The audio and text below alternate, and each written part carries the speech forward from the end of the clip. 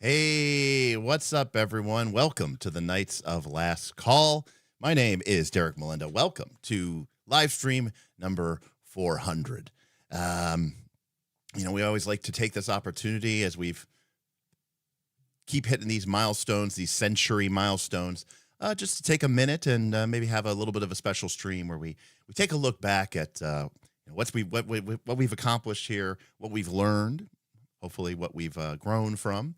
And also, of course, to have fun and go on crazy tangents, which is going to be the theme of today's live streams. Any special guests lined up? Oh, Kyle, how funny of you to think that anybody else cares about this channel. No, we have no special guests lined up. So, technically speaking, by the way, we got the White Monster in for the stream number 400. Technically speaking, this is actually way more than 400. So RFC is at Page this week. So they're at the Philadelphia Area Gaming Expo this week, I believe. That is true, Wes. I mean people, that would come on the show. That sort of thing I'm at. So this is actually way more than live stream number 400, technically.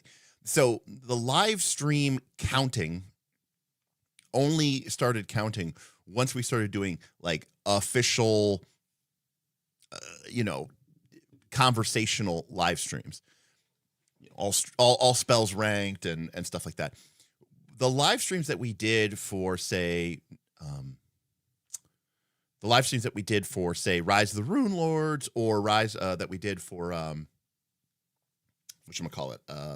Rise of the Rune Lords, or Quest for the Frozen Flame, or even Root, are all still technically live streams, but they actually didn't count as part of this live stream counting process.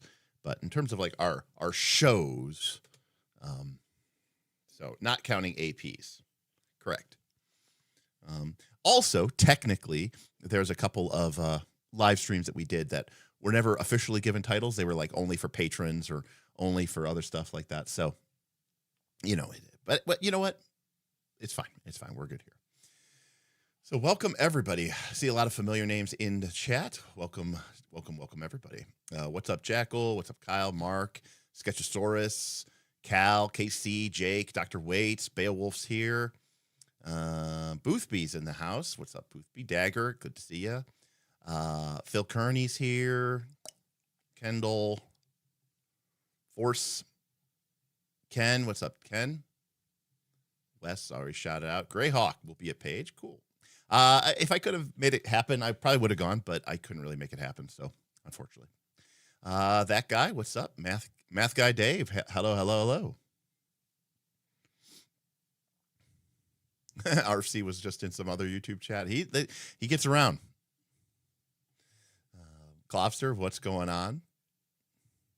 That guy Dave just finished, that guy 4x6 just finished watching Root today. It was fucking awesome and convinced me to try PBTA. All right. Well done. Love to see it. Mac the Machine, hello to you as well. There we go. This the rerun episode. Can't wait for the musical. Yeah, there you go. Like we'll do the musical episode where we like Buffy. Speaking of musical, for some of you may have recognized the music that we switched up before we went live. That music was the original music that we used for the Rise of the Rune Lords intro. Thank you, gentlemen. Thank you, KC.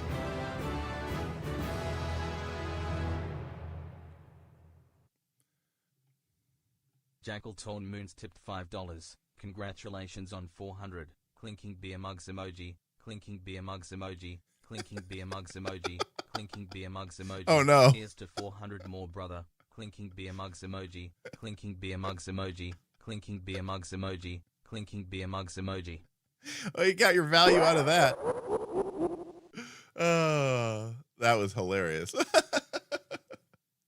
Garama says, we're all the special guests here with a massive $25 super chat. Thank you so much. Look at that. Keeping this content ad-free. Yeah, so I've talked about this for a while now, and I think I'm basically going to do this. I think I'm just going to keep monetization turned off on my streams. You know, I'll have a super chat goal probably of $25. And you know, if people want to super chat for that, and I can remember super chats, you know, YouTube does take, you know, a greater percentage, but basically, you know, at best, I make about, you know, 10 to 15 bucks, from YouTube ads for a video. So, for the most part, I think what we're going to have is, we'll have that off. Now, to be clear, I don't think I could turn off the intro ads. I mean, that's just YouTube's business model. But by turning off ads, I think it keeps all the mid rolls off. And also, YouTube is a real pain in the ass, and they love to, you know, do that type of thing. What about creating a Ko-fi?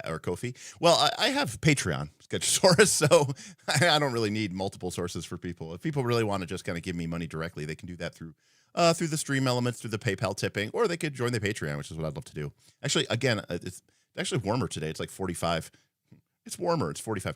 It's 45. I'm going to crack some windows. Hold on a second.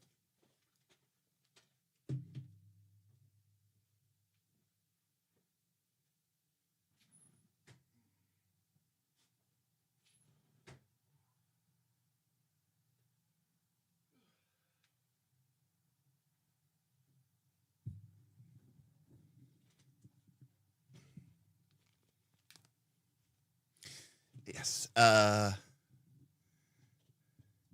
Doesn't Patreon take a bigger cut than Coffee does? I don't know. I don't know what Coffee takes. But I mean, the main thing is for me, Dagger, is Patreon allows me to control access to things like my Discord, and I can do my posts and stuff like that through that. And if someone's gonna like give me money like that, I'd like for them to get something out of it. I'd like for them to get, you know, some sort of value for their money, not just supporting me. And so if you support me on Discord, then you get access to, or sorry, so if you support me on Patreon, you get access to the Discord, and I would love for you to join the Discord. That'd be cool. I have no idea. If I know Apple, it's probably yes.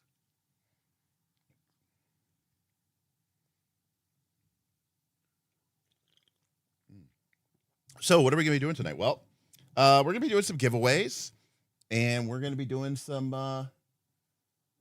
Wheels of Tangents. So for those of you who haven't participated in the Wheel of Tangents before, the patrons went ahead and put together a list of potential tangents, and we've got that right here. And we are going to go ahead and spin up our tangents here to start talking about things. Now, I did look at some of these when I was, you know, putting them onto the Discord or to the screen, and some of these are pretty silly. Some of them are like things like have a special guest on, well, that's not going to happen. So some of these may end up not being tangents at all. We'll have to respin it again. Jonka with a $5 super chat says, Stream 420 would have been the real stream to celebrate. Jonka, if it's not obvious from our gigantic beer mug, here at Night's the Last Call, we tend to celebrate with a nice glass of whiskey or a nice beer mug. We are not partakers of marijuana here at Night's the Last Call. Or at least not like Bob Smith and I, you know, the core Night's the Last callers. Yeah, that's all right, Casey. I mean, look, that's the whole point. Just submit the thing. So, to be clear, yes, I am speaking for myself. No shame on it if you do it.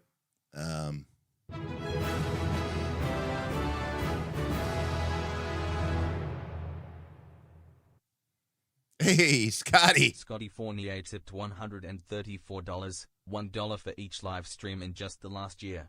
Here's to 400 more. Holy shit! Well, Scotty's definitely going to get us kicked off with a wheel spin. Thank you so much. Appreciate you, Scotty. Huge if true, and it is. Thank you, Scotty. I can't believe we did that many streams. That's kind of crazy. To be clear, again, we only really started live streaming after our first year or so for that. So yeah, the 400 plus live streams has really been in the last 3 years or so, give or take. And 3.5. And of course, obviously, there's been times, especially this last year, where I wasn't working, where we were able to live stream a lot more.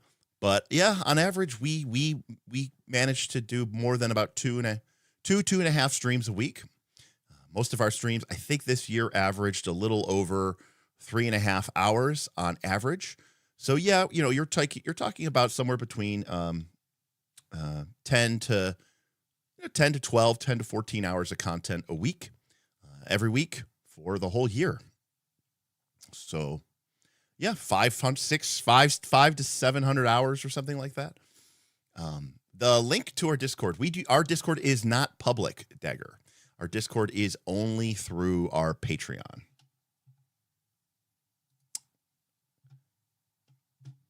Gotcha. There we go. Correct. The Discord is through the Patreon. The link to the Patreon is I believe it should be in the description for the YouTube channel. But it is patreon.com/Knights of Last Call. All right. Well, since Scotty tipped us with a massive chip tip here, we're going to go ahead and do it.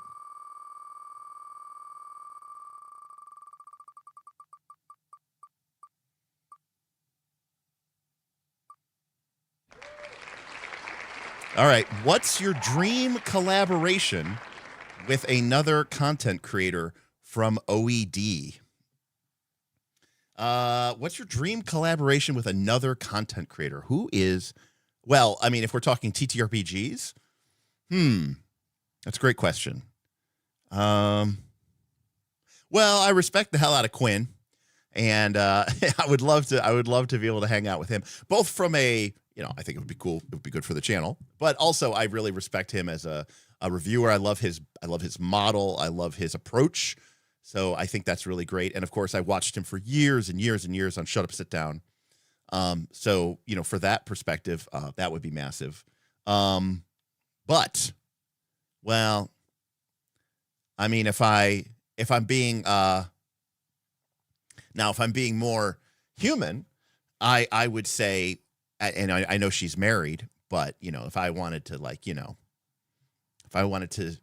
to assuage my nerd heart, I would do a collaboration with Becca Scott, who is like the most gorgeous woman of all time.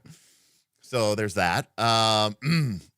If I wanted to have someone on that was a little bit more reasonable for someone of my stature and channel size, let me think about that. I'd love to have the professor on.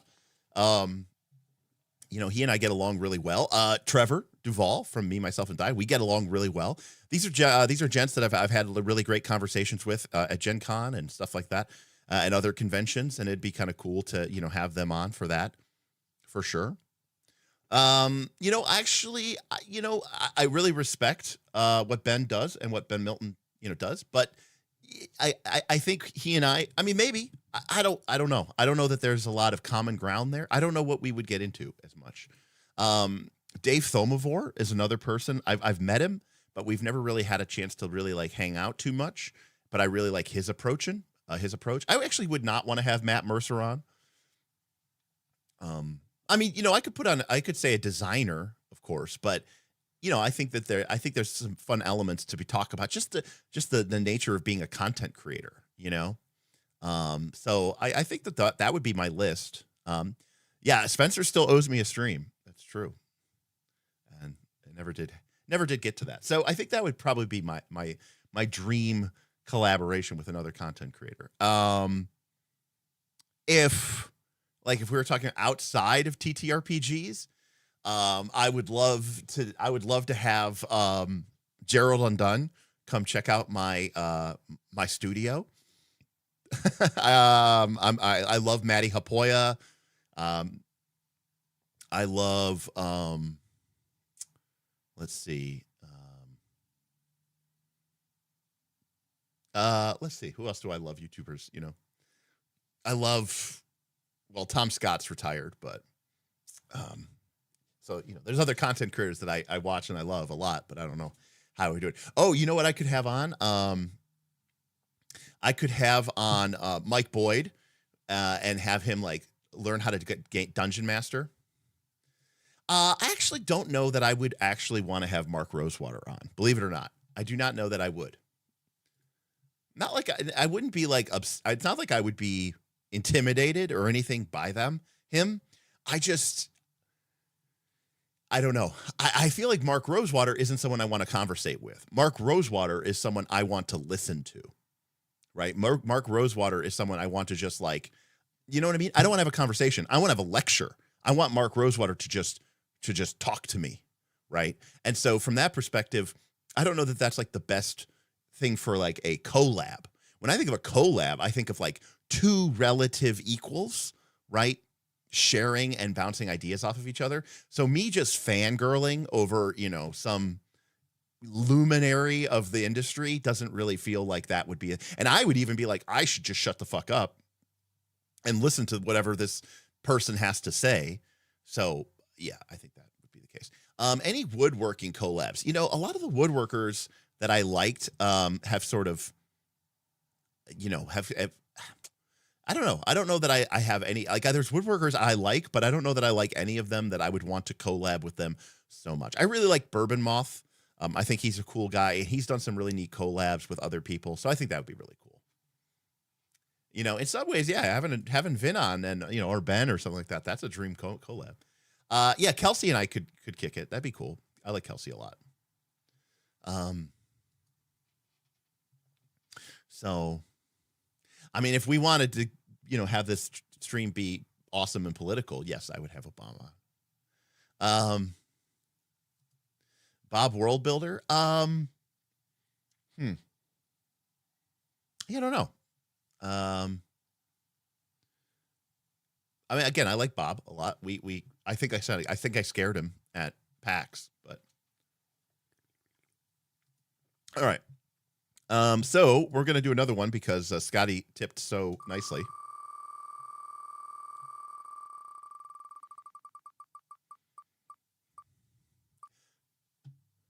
That's true, Gunstuff. There can only be one Bob. John asks, naming your character, tips and tricks, John Sussenberger. All right, I'm not gonna lie to you here. I think I've talked about this before. I am terrible at coming up with names. I am absolutely terrible. And so I have always long believed in the value of having a pre-written list ahead of time, especially as a game master. Now, I will say, I think there are two books that do a particularly good job of this. One is Gary Gygax's book of extraordinary names. And thank you, Kaz. Appreciate you. Thank you, buddy. So one is Gary Gygax's extraordinary book of names. And the other is the recently released Nomicon from MythWorks. And I think it's in the car. I don't know where my Nomicon is. What Gary Gygax's game does and what the Nomicon does, which I think is really, really cool. Thank you, Dr. D Hart. Appreciating the OnlyTangents. 9 months here. Appreciate you. Happy 400th, Derek Knights. Going to participate in session 0 of a sci-fi Daggerheart campaign. We'll be listening in, though. Thank you, Dr. D Hart. So thank you, Dr. D Hart, for 9 months. So what I like about the Nomicon is the Nomicon Gary Gygax's Book of Extraordinary Names does this well, but I think the Nomicon does it better. The Nomicon has these look, because believe it or not, we're real life people. We come from the real world. The Nomicon takes real world cultures and naming patterns and sort of mismashes them into sort of a pastiche. And its names have a sort of vague cultural vibe that we can sort of connect as being like vaguely Scandinavian, right? Or vaguely Celtic, or like vaguely sub-Saharan African, or, of the like. And because of this, that's really cool, because names, I think, can tell you a lot about a culture and a people. And so I think that using that kind of name generator and using that kind of name generator consistently within a campaign is a really cool way to tie elements of a game together and use your name as a way to say something about you. And to that end, while I really appreciate those books and I think you should buy them, it goes without saying that I think, LLMs do a really good job of this as well. So if you go to because I think just asking for random fantasy names, but what I think is interesting is where you say, hey, give me 20 names for a fantasy RPG character inspired by, Eastern European, names and vowel structures. And if you can then connect that kind of naming pattern to an area or a region within your campaign, then that's really cool. And I think that that's a really cool tool as a GM, is to give that kind of connectivity. And at the end of the day, if worst comes to worst, steal from Tolkien or whatever, or other games or other books that no one's ever seen before and swap a couple names around. But I find it really hard to do. I mean, I've been GMing for over 30 years, and I find just coming up with good names really tough. So I usually, as a GM, I almost always rely on a sort of a random generator. Now, a couple of things about names, though, I will say. One, as much as possible, I say try to avoid what I will call distinctly not, just don't use real names. I really especially mean that. Like, John. We had a Pathfinder 2nd Edition campaign where I think, like, Kaz had a character whose name was like, Will or something. And, even though I've had players who have characters like William Brandis, like, generally speaking, I think using fantasy names, I think, is better than using, and I'm speaking strictly about here from fantasy, than using real world names. I do think that is problematic.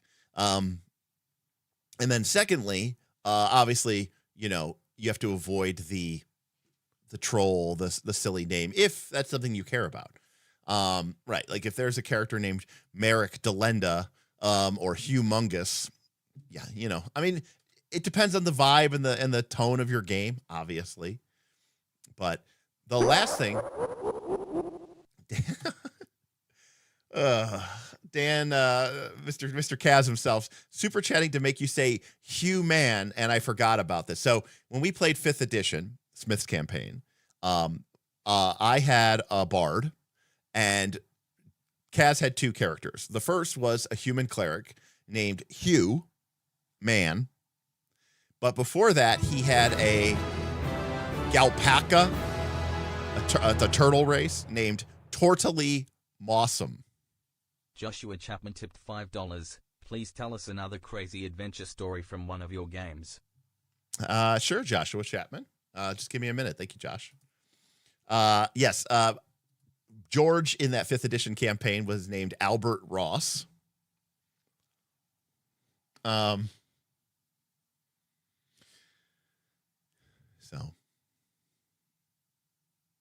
Yeah, correct, Beowulf. That's maybe even a better way. It's very, if you're going to use real names, use real names. Like, don't have Talarion and Varmont and Bellicus and then Steve, Yeah, my most recent character was Manbrush Forpwood. Again, it really comes down to the type of tone and setting that you want to have. One of my favorite math guy says, I played a turtle wizard named Tortellini. Okay, that. Now, the joke was that when we played this 5e campaign, we played it online, and Kaz's character was, whatever, Galpaca, named Tortally Mossum. And I had, as a player, I was a player, I wasn't the GM. I had a whole soundboard that piped through to everybody's, to the entire Zoom call or whatever, to the team, the Discord. And like anytime his character, it was loaded with Shredder clips, sound clips from Teenage Mutant Ninja Turtles. So like whenever his character would get hit, okay, keep in mind, I was a fellow player. I would play things like, it would be like, tonight I died on turtle soup, or like, I'll get you next time, turtles. Because even though I wasn't the GM, Kaz was still trying to troll me, which is saying something, really.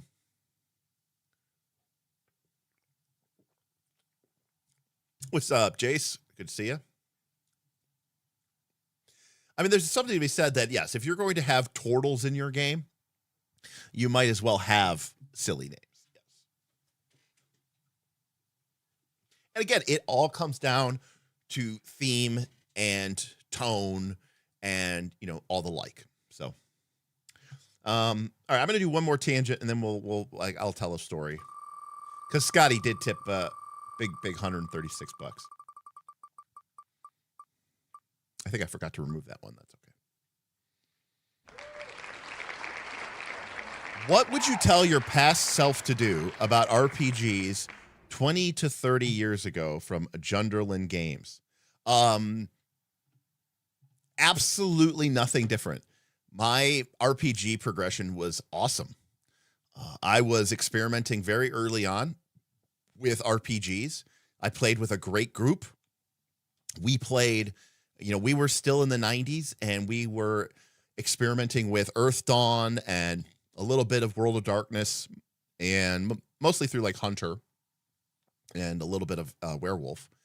We played Dragonlance, the Saga edition of the game, which was like our first real introduction to the idea of a sort of narrative forward, story focused RPG that, cared more about creating cool stories than anything else. And then 3rd edition D&D came out and, we got back into it. We loved D&D and we played really hardcore, but we didn't have the kind of 3rd edition shit show that so many other people had. And this is for a lot of reasons. We've talked about this, but in the past, but I have my certain, we've been talking about 3rd edition a lot lately on the Discord, because I mentioned that one of my ideas for 2026 is to run a 3rd edition campaign for the patrons. And I would run it in a old school Gygaxian manner, right? What nowadays is called a West March, right? A true West March where I'm the only GM.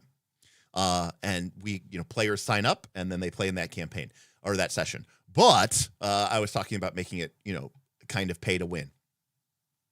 But so we talk about 3rd edition, and I didn't have this problem with 3rd edition. So my group didn't cheese the shit out of the system. I played really, really aggressively with my, my monsters. I didn't really believe or, in CR, or ELs. In fact, the first time I really started creating balanced encounters was in 4th edition D&D. That was the first time. And to be clear, I think 4th edition is a very, gamist forward game. God knows the simulationism is reduced. You have this auto progressing level-based system. So it's very, it's very, very, very gamist. And that's okay, because that's the kind of game that we were trying to play. But in a kind of Brennan Lee Mulligan way, 4th edition, and I mean this, 4th edition, our first 4th edition campaign, which went from level 1 all the way to level 30.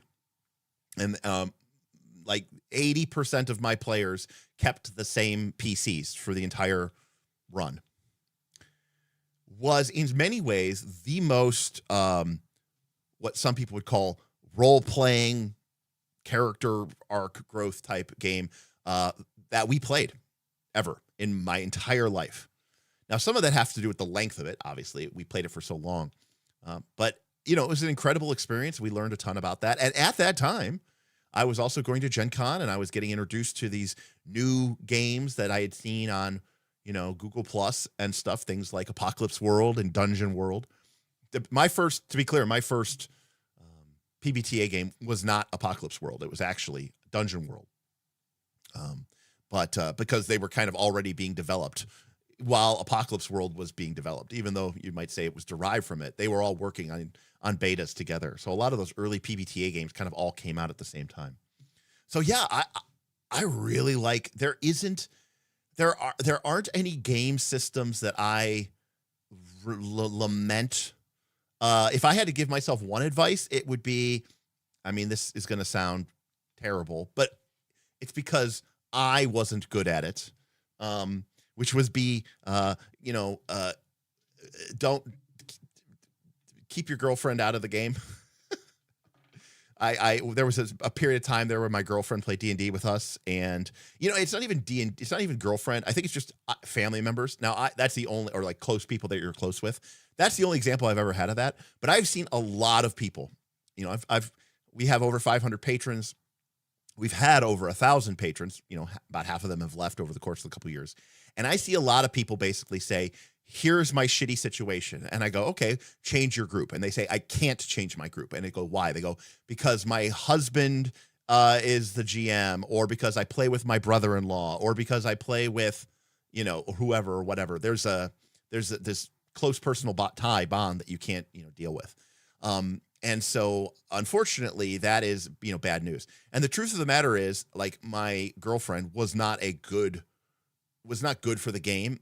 This is years ago, and I wasn't really mature enough, and I didn't really have the sense of perspective I had to sort of say, this isn't really fair to my other players to have her in this game, and then of course, you know, elements of favoritism and bias and stuff like that. And so that would probably be like, if I have like one main regret, it would definitely be that. Now, I'm not saying that you can't play with your spouse or your sister or your brother and have it be really, really positive.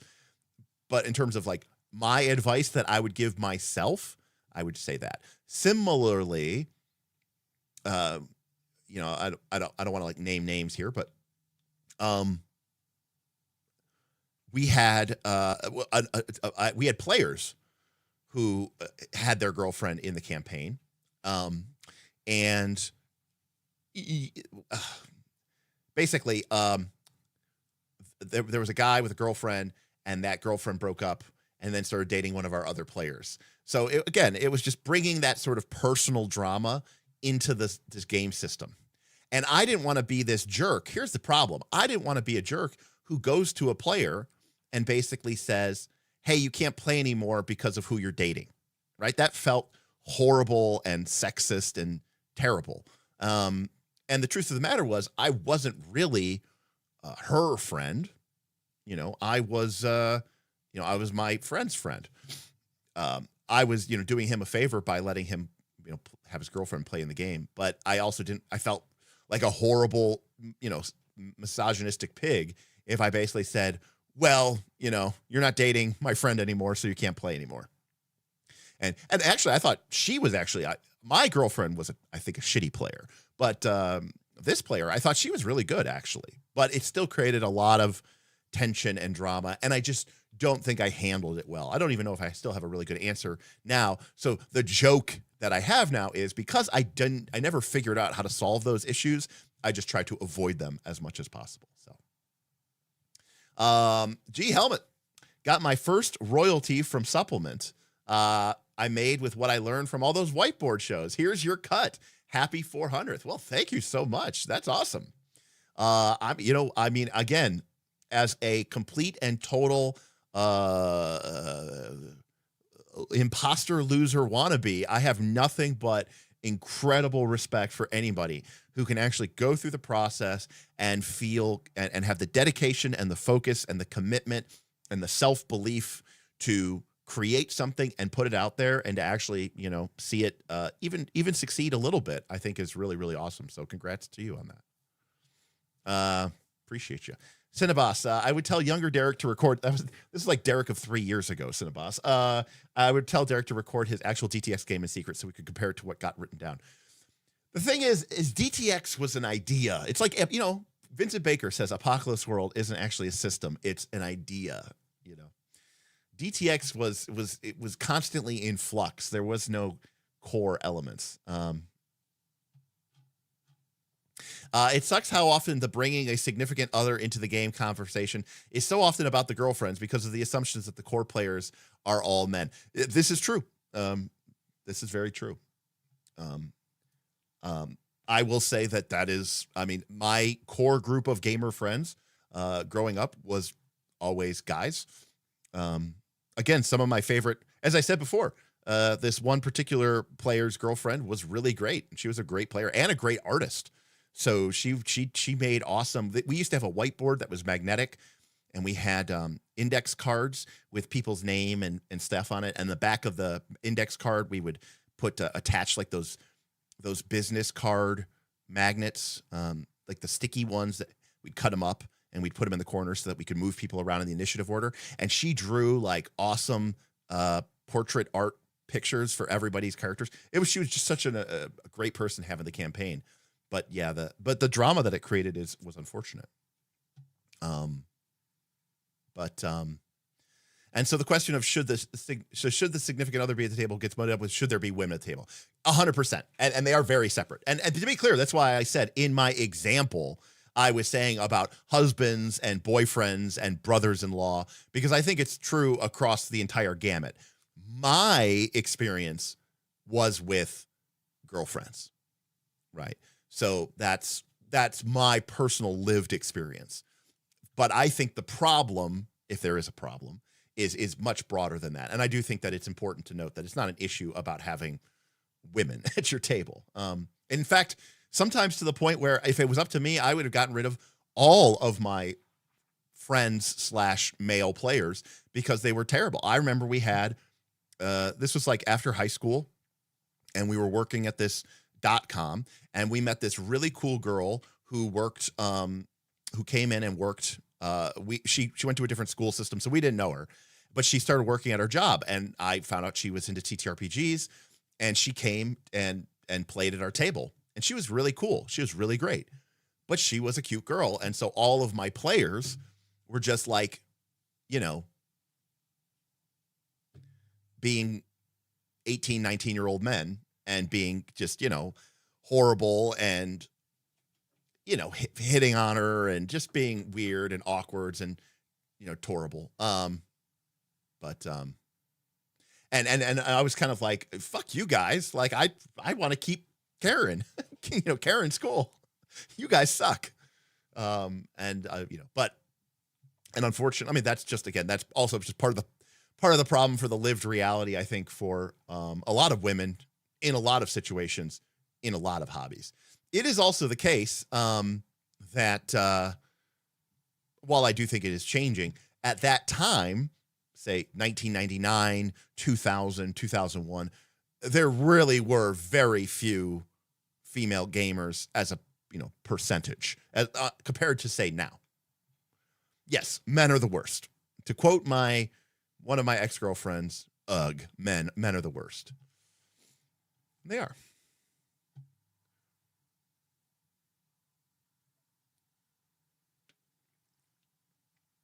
Yeah. Which is awesome. I've had the opportunity to play at predominantly women tables, like especially at conventions and stuff like that. It's great. It's awesome.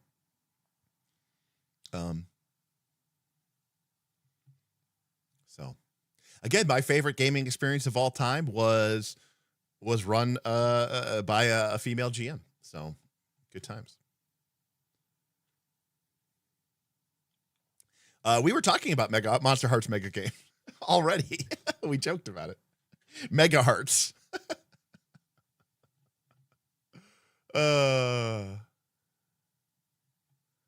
So.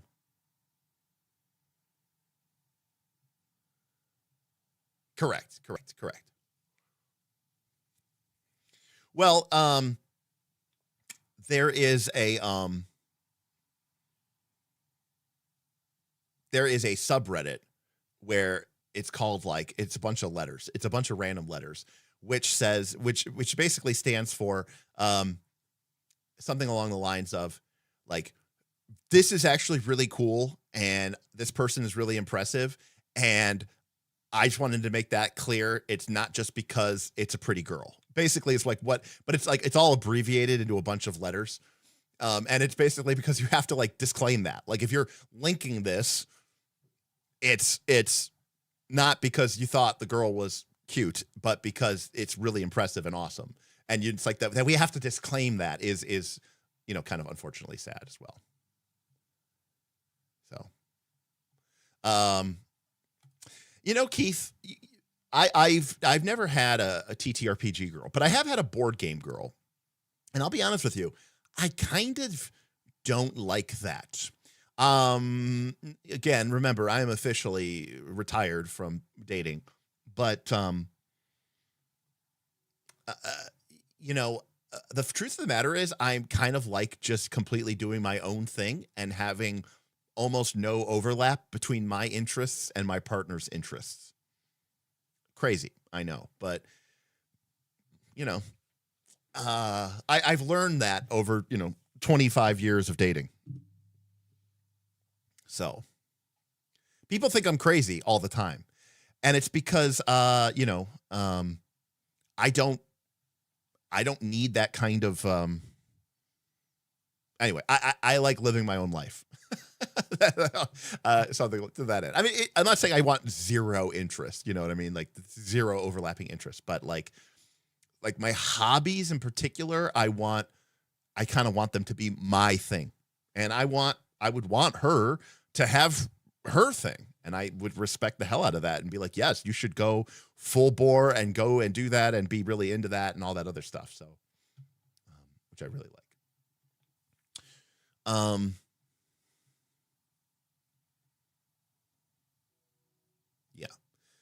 Yeah, I think most guys have at some point that have a modicum of self-control and awareness have at some point had to apologize for their friends for being boorish and terrible.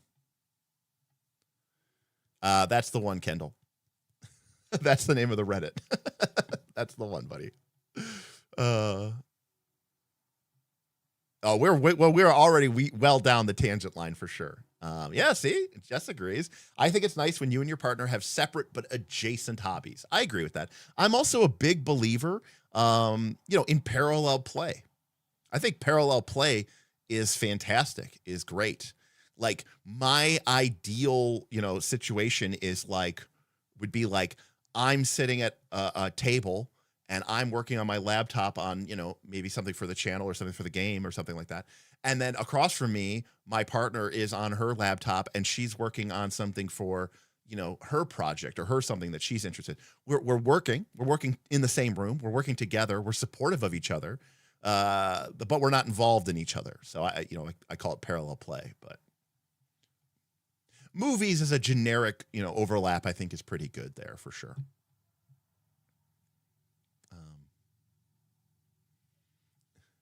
And here my autistic ass likes sharing my shiny math rocks. Yeah, listen, everybody's different, Everybody's different.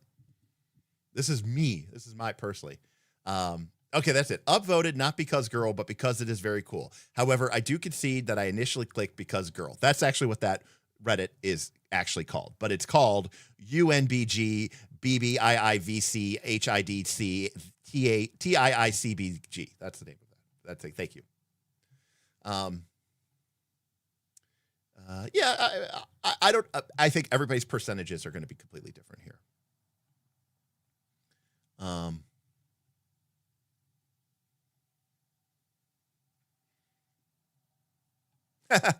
Dr. Waits, who I've met Dr. Waits, and I've met Dr. Waits' wife. First thing I told Space and Narwhals when I met her was that I played RPGs, thinking it would scare her off. She told me about her gaming group. Yeah, very cool.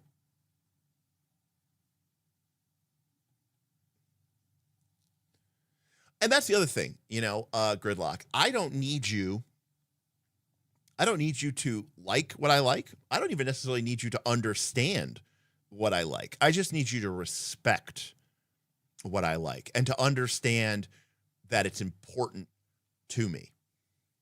Kaz and his wife have the craziest meet cute of all time. It's the craziest meet cute of all time, by the way.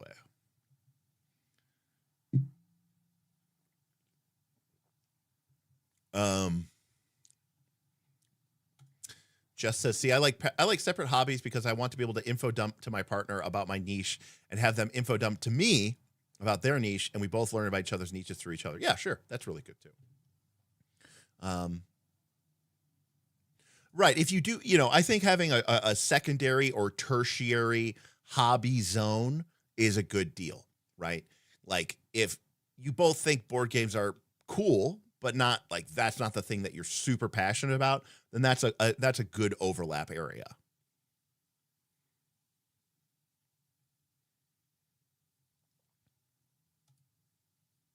In fact, I've been told by past partners that I'm annoying to date because I have too many interests and I'm too well informed about them.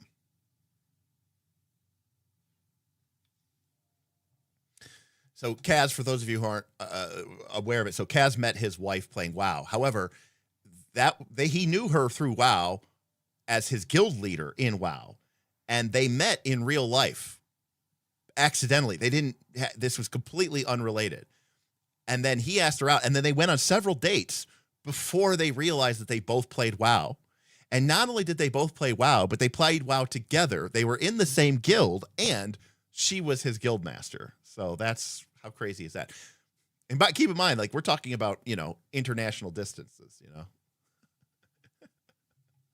So that's a crazy. I mean, like if you don't believe in destiny after that, I mean, what are we even talking about?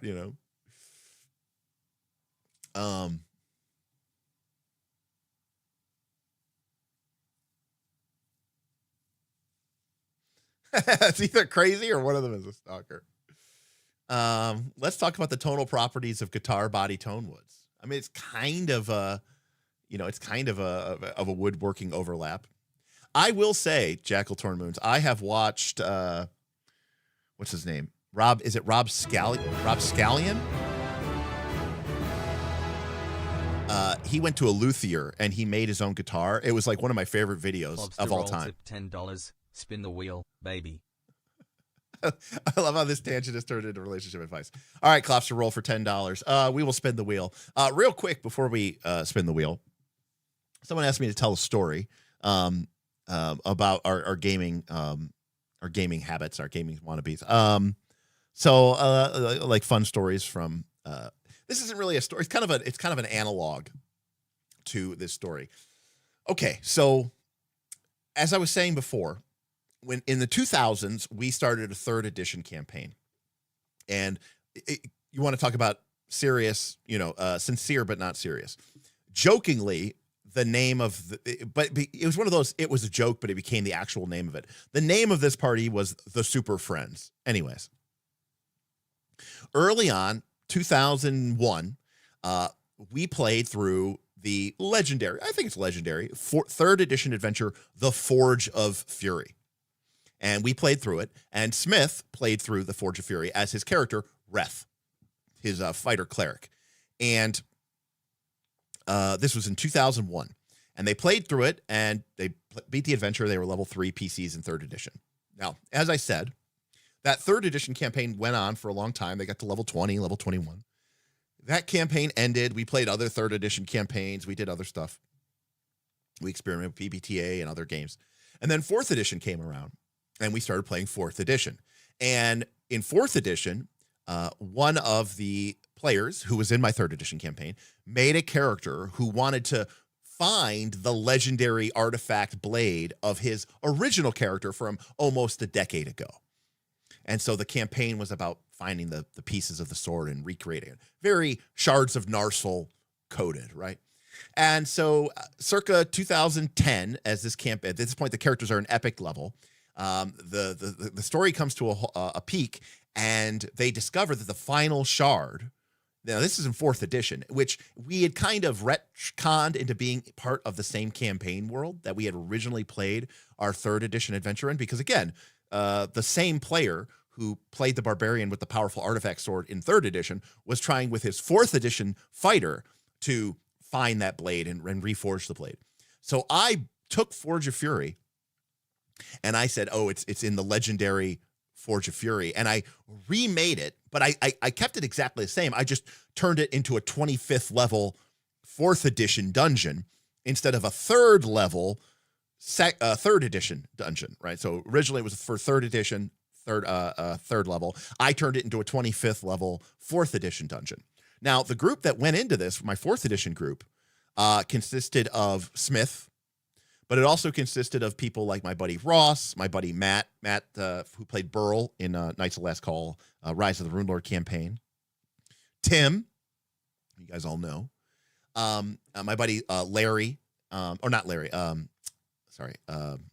Rich, who was the character. Now, none of these people, except for Smith, was playing at the time that we played Forge of Fury 10 years ago. So the only person who'd been to the Forge of Fury as a player was Smith, but this was 10 years ago. And I mean, this is when we were playing 2 or 3 times a week. But I remade it basically scene for scene. And it was so awesome because, and like the other players at the table were shocked because like we were playing this dungeon and Smith, I'm not even kidding you, would be like, wait, hold on a second. I think there's a secret door. I think there's a secret door on that wall. And everyone would like look at him and then look at me, and I'd be like, tell me what you're doing, make a search check or make a perception check. And they'd be like, like, yeah, you find a piece of stonework that sinks underneath your touch and the wall grinds, sinking into the wall several inches before grinding open and swinging wide on stone pivots. And everyone's like, holy shit. And like, I'm not even kidding you. This man knew, like, he remembered where like every trap was and where every whatever was. And I remember they were like, how the hell? Now keep in mind, I'm going to say this was all of the gamers I was playing with in 4th edition, I'm going to call a newer generation of gamer, which is to say they had all gotten their start playing during 3rd edition era or 4th edition. And Smith told them, he goes, and they go, how do you remember all this? And he says, because I was the one who mapped it for the players. And when you map a dungeon like this, he goes, it is burned into your memories. He goes, the person who maps the dungeon doesn't need the map. And it was like, so, even though obviously he didn't have the map, and it was awesome. It was just such a cool, just to like, he almost had this like 6th sense about the whole dungeon. And I mean, just remembering the traps and just, but yeah, it was really cool. So that we were telling that story a little bit, not that story, but we were talking about the blade and the history and all this other stuff about that and stuff. But anyways, it was really, really cool. Cool stuff. Cool, fun story. All right. No, Larry had stopped playing D&D with us by the time we started playing 4th edition. Larry was a big part of our 3rd edition campaign, but he did not follow us into 4th edition. All right, here we go. Spin the wheel.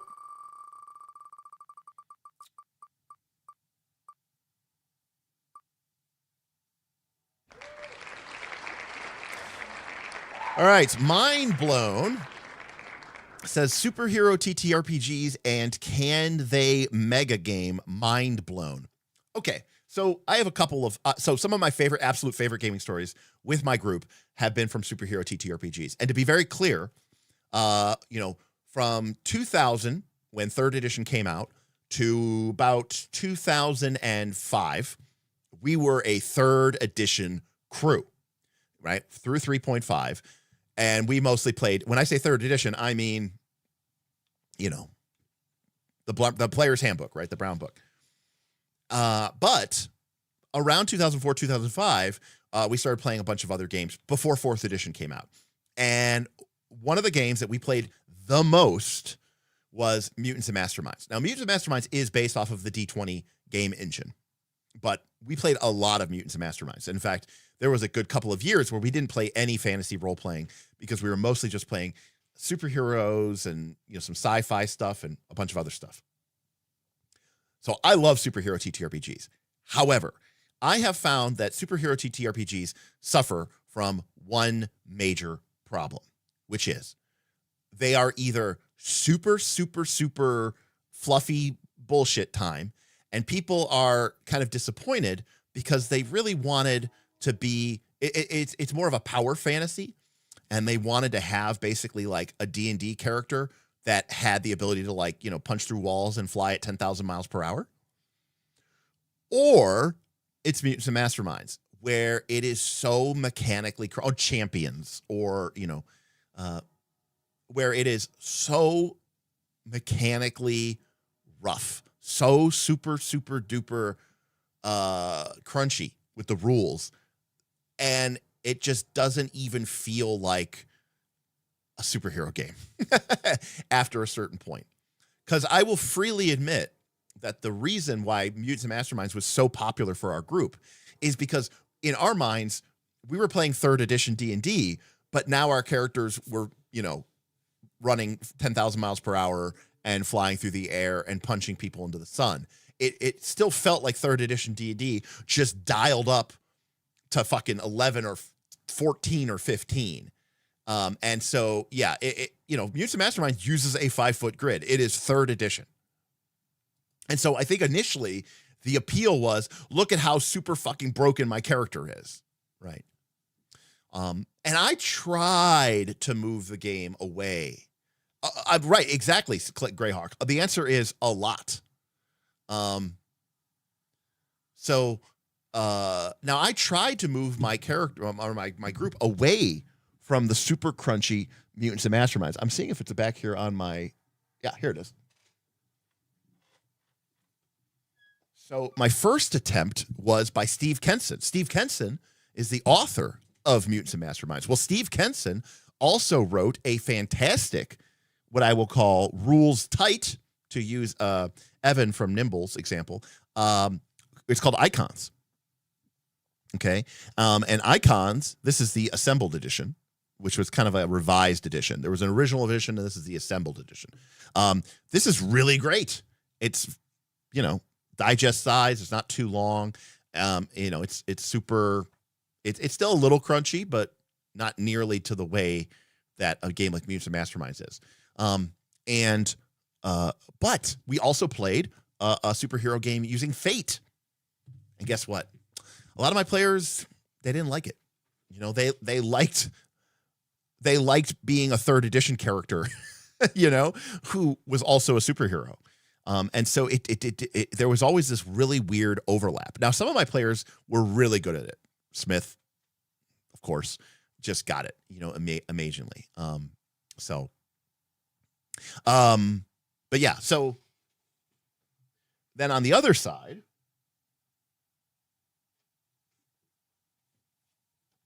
you have a game like Masks. Now, this is a PBTA game, and this is a superhero game, but it's not a superhero game, okay? It's not a superhero game the way that this is not a martial arts elementalist kick-ass game. In fact, they're both made by Magpie. So the issue with this is asking different questions. And a lot of times when people play superhero games, they're not interested in answering those questions. They kind of just want the superpower fantasy. So that's the problem with superhero RPGs, I think. I think they're great, and I've had a lot of fun with them. In fact, I would say they are my second favorite tier, genre of role-playing games, for sure. However, I don't think that they're perfect. I think a lot of them can get too caught up in the weeds in trying to mechanize all of these powers. And I think some of them they ignore the powers too much, and you end up with these characters that feel like it's like, it's a teen drama romance, not superheroes. So, yeah. Like genre emulation is very important to superhero RPGs. I'll say that. Could it mega game? I mean, yeah. I mean, especially Mutants and Masterminds. I think so. Absolutely. For sure. But would I want it to be a mega game? I don't think I would. You know, I think a lot of it relies on like the character arcs and the GM stuff. It's less about the session to session play. So could it mega game? Yes. Do I think it would be a good mega game? My instinct is to say no. I don't think so. Oh yeah, City of Heroes is well beloved by many people. But to be clear, City of Heroes wasn't, in my opinion, a superhero game. It was a game where everyone was wizard, basically. You know, like I preferred City of Villains myself.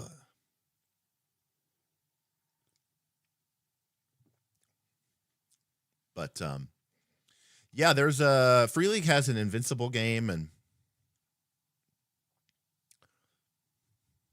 do not cite the Deep Magic to me.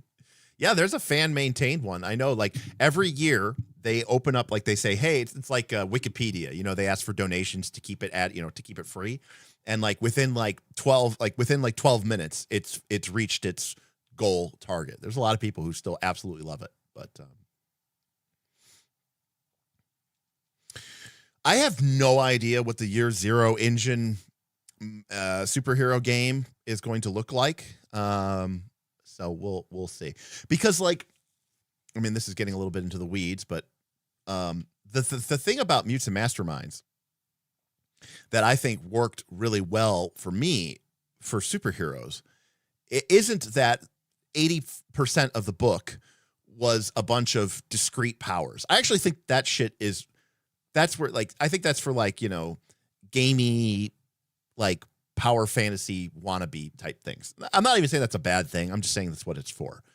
The reason I thought Mutants and Masterminds was a really good game was because it had this system called Extra Effort, and technically it was in the GM guide, but it was called Extra Effort, and then there was an additional, that was in the player's book, that was in the core book, Extra Effort.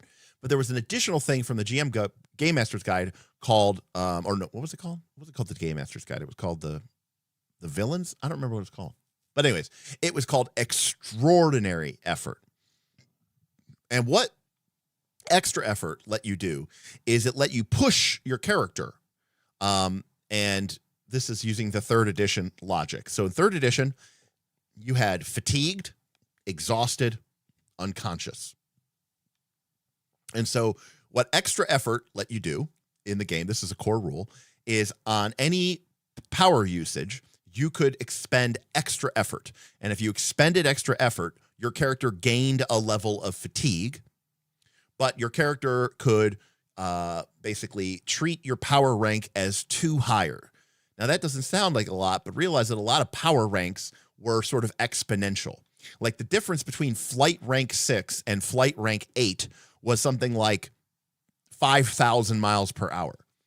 So one of those situations where you're on the other side of town and, the Daily Planet building is collapsing onto, Jimmy Olsen, and you're flying there and you can't get there, you could use Extra Effort, push your character, raise your flight rank from 6 to 8. And yes, it's very number crunchy and horrible, but this is the part of the game I liked. And your character would become fatigued. In fact, the game was even really good about it. You didn't become fatigued until after you completed the action that you were doing Extra Effort for. And so what this lets you do is you could push yourself and you could, pushing, which is in your Zero engine, I like, but you could push yourself into fatigue, you could push yourself into exhaustion, and eventually you could push yourself even to unconsciousness. And what Extraordinary Effort was, Extraordinary Effort let you push yourself multiple times in one go. And it would even let you push yourself into injury and, yes, even death. And so really, it was a mechanical framework for sacrifice, right? Or surrender. I should say sacrifice, really. But it was like a way that your character could basically temporarily raise their power level by like 2, 4, 6, or even 8 levels if they were willing, basically, to pay the ultimate price. And I thought that was really good at emulating the superhero genre. So I thought that was really, really cool. So shout out to that. There is a new edition of Mutants and Masterminds coming out, 4th edition, and I think it's already kind of out. But I also believe it is just a revision of 3rd edition, which was just a revision of 2nd edition, which was just a revision of 1st edition. I did not back Outgunned Superheroes only because I don't feel like I need it. And I already own 2 copies of Outgunned, and they are basically the same book. For Invincible, the duplication power is like 3 paragraphs long with all sorts of conditional boosts and pretty crunchy. And I get it, but I'm also like, oh, you know. Yeah. Add to the wheel, best single session game. You mean like one shot? Well, I could add it to the wheel, but I'll add it to the wheel. But hold on a sec here. Best single session game. That doesn't mean it's going to come up.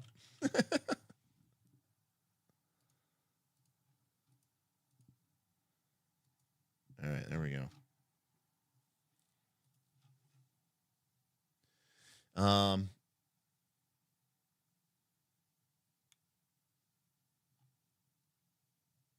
Well, KC, exactly. It's a simulationist trope. In order to so one of the things about PBTA and Dungeon World in particular that people don't understand is Dungeon World is simply creating this. People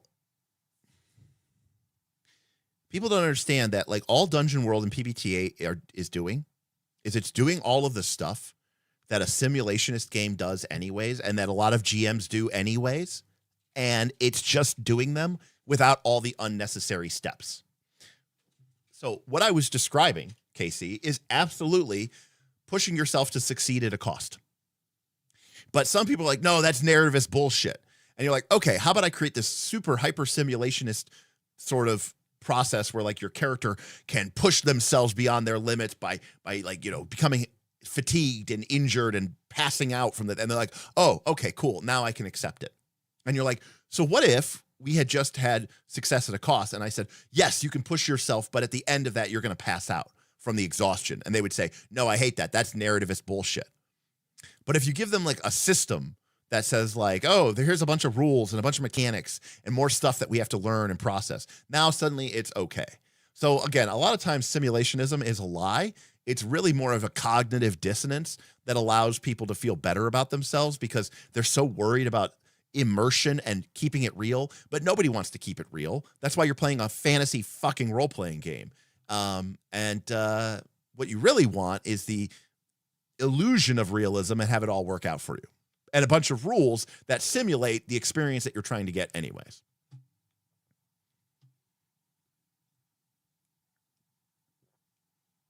So, yeah, good stuff. All right, we'll spin a tangent.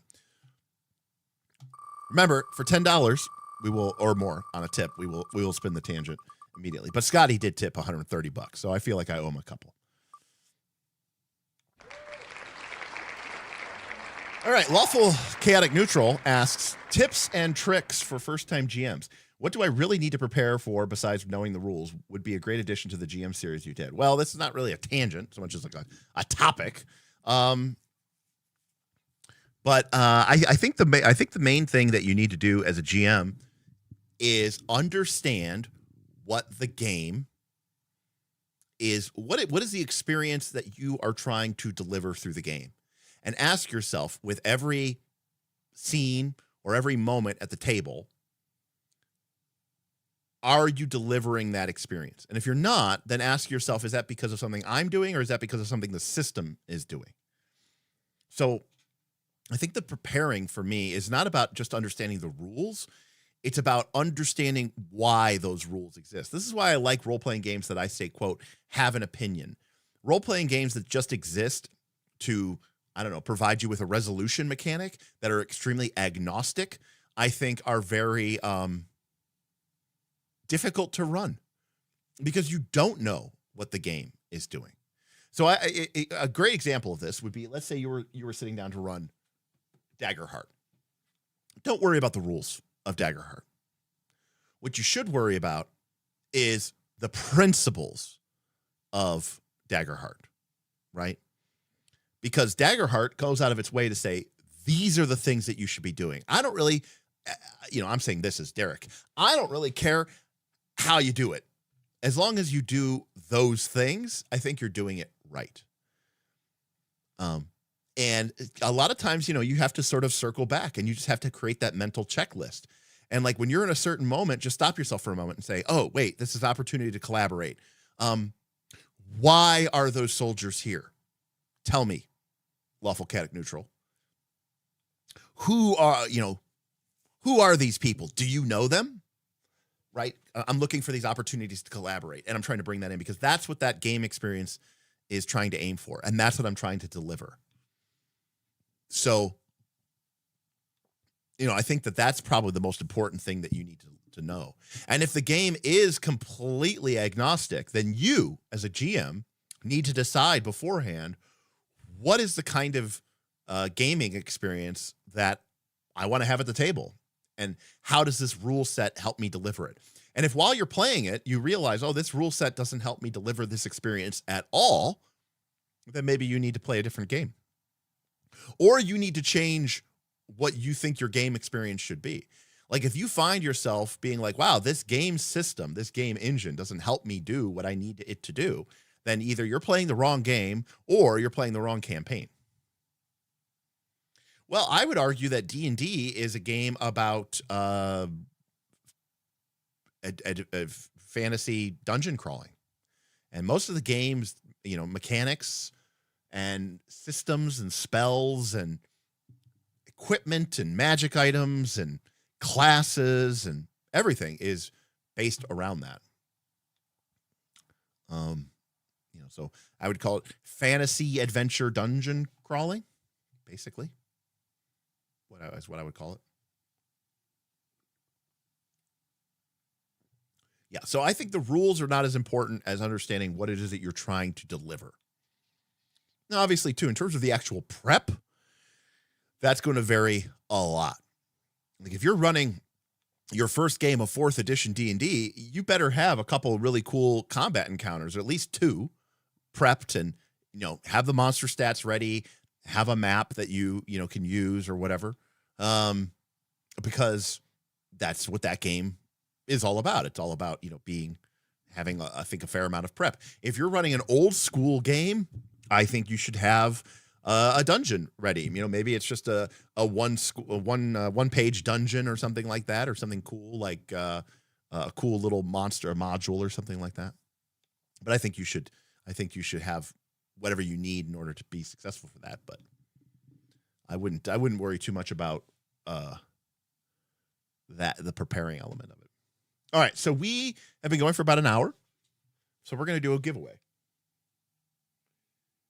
What do I got up here?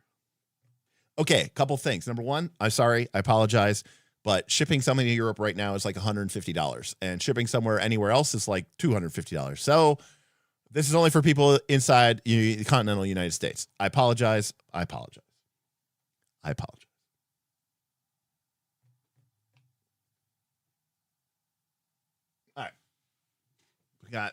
We never did give this away. All right. We are giving away the 5th edition version. That's the D&D 5th edition version of the Lord of the Rings role-playing game starter set. Now, I think it should be noted that while this is 5th edition, it is really good. I actually think that I think the One Ring is better. Of course, I think the One Ring is better. But I do think that this is a great game. It is undeniably 5th edition. In fact, the combat section of this book says, go read 5th edition. But it is, there's no wizards. There's no clerics. The game has a sort of a shadow point system where you're your character accumulates shadow points and becomes, corrupted by the shadow. So I think this is a very, very cool game. And this is the starter set. It has, it has like Free League. It has a bunch of minis and a map and pre-gen character sheets, a little bit of mini adventures and stuff like this. So maybe this is a cool way for you to convince some of your 5e players to maybe step their toe or try something new. So maybe could be a cool option. Again, we're going to try to give away something here every hour on the hour. Okay, this. Okay. To reset the queue. Okay. Okay. Okay, everybody. This should work. All right, type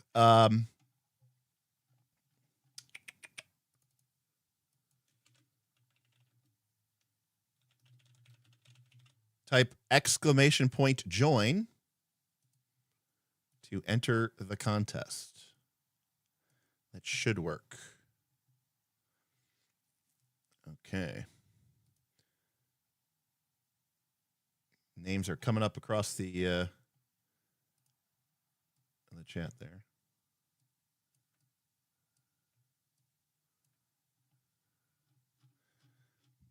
Now, remember, unfortunately, like I said, this is going to be only available in the U.S. So if you win and you give me an address and it's not in the U.S., I'm going to have to be like, sorry, can't give it to you.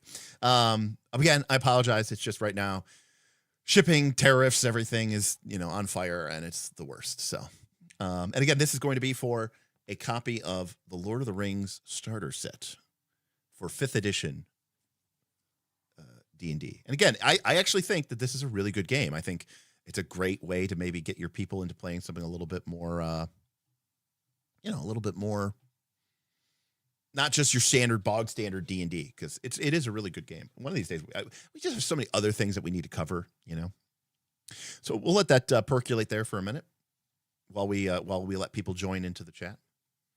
Cinnabos wants Roll for Combat to win. Did RFC enter?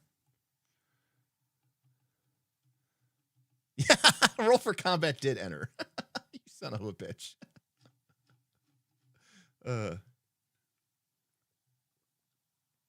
Yeah, of course, if you have absolutely no intention of ever running this, don't. If I win, then I will do a giveaway. Look at that, stealing my thunder.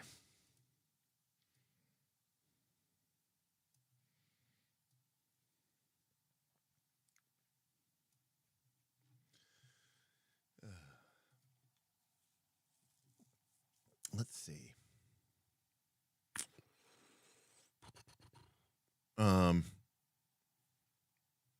To build or not to build? It's been a while since I've watched your streams. How are you liking the new studio? Does it feel worn in yet? Oh, I mean, we've only done one. We've only done one stream here, to build, but I so far I'm really liking it. It's still there's some extra challenges because it's such a tight space, and I still have my requirements of what I want to have happen. But overall, it's been pretty cool, and it was fun having people over into the room. And honestly, I mean, everybody kind of agreed that it felt like it was a little comfortable, it was a little cozy, and it is closer to people. The old studio was out in the east side of Mentor, so this is closer to everybody. But everybody thought, like some people who watched thought it felt a little bit more close and intimate, and it is. It's pretty close, cozy, and intimate. But even the players who were here, Bob and Tim, who've played at the old studio, said it felt more like an old school, like we were just sitting around a table playing. I mean, we used to play in my parents' dining room growing up. There would be like 8, like 6 or 7 guys in this, this small little dining room around this 6-person table. There'd be 7 guys. So, it had some elements of that. Menor, the home of James Garfield. Yes, actually, our studio used to be like 2 or 3 minutes from the James Garfield home / presidential library, just down the street from that. And yes, here in Ohio, we pronounce that word menor.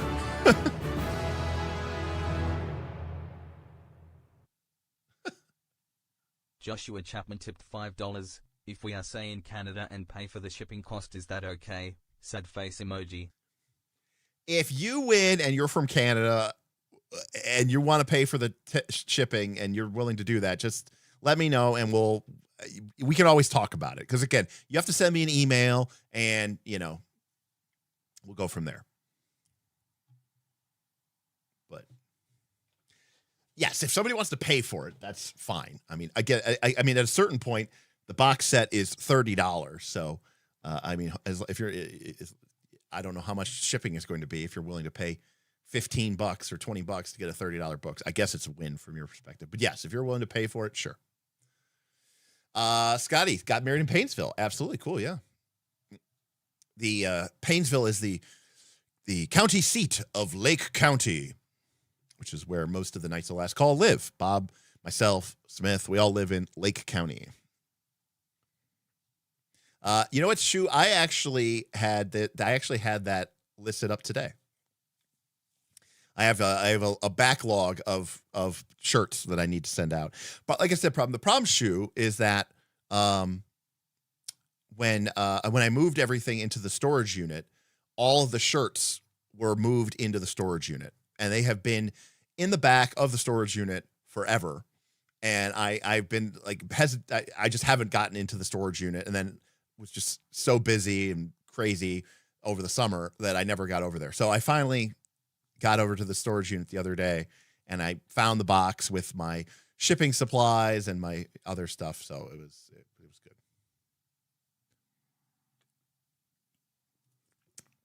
So you should be getting your shirt here hopefully soon.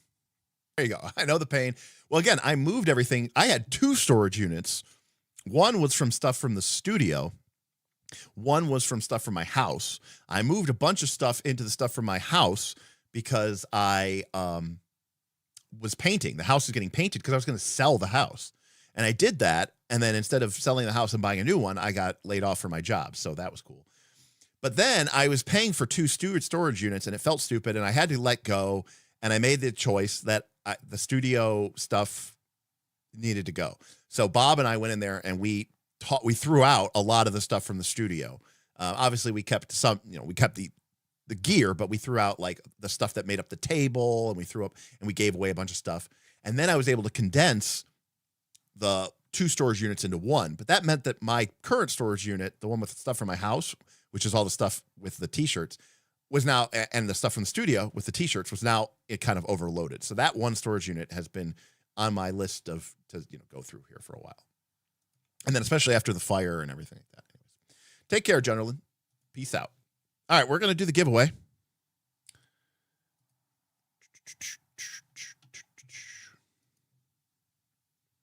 All right, here we go.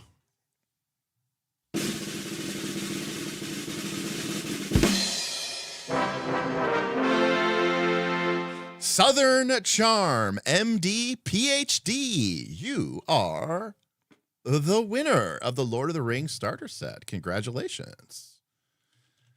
Sorry, Forrest, you missed it. You'll have to wait around for the next contest.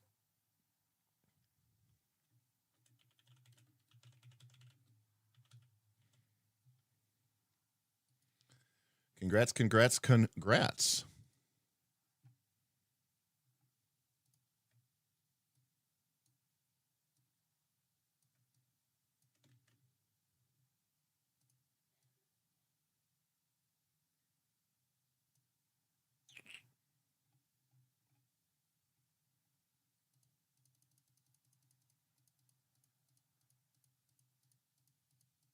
There it is. Okay. Do I have this somewhere? No. Okay. So what you can go ahead and do is please go ahead and shoot me an email at dmelenda@knightsoflastcall.com. Southern Charm, MD, PhD.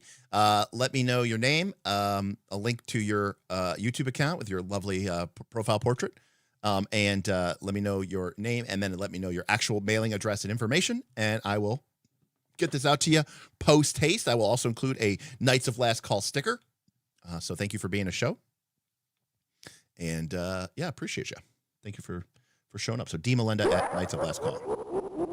Well, look at that. Southern Charn MD PhD giving it right back. Love to hear it. Yeah, we've got Dr. Waits, we've got Pathfinder PhD. We got some intelligent folks here. Thank you so much for your donation. And you know what? Thanks to that donation, we're going to spin the wheel on behalf of our winner, Southern Charm MD PhD. Thank you, Southern Charm MD PhD. Our next tangent. All right, from Rocket Vault Games. What is my favorite 4E moment that didn't involve come and get it? I always tell the one story about 4E. Well, I've told this story before. I've told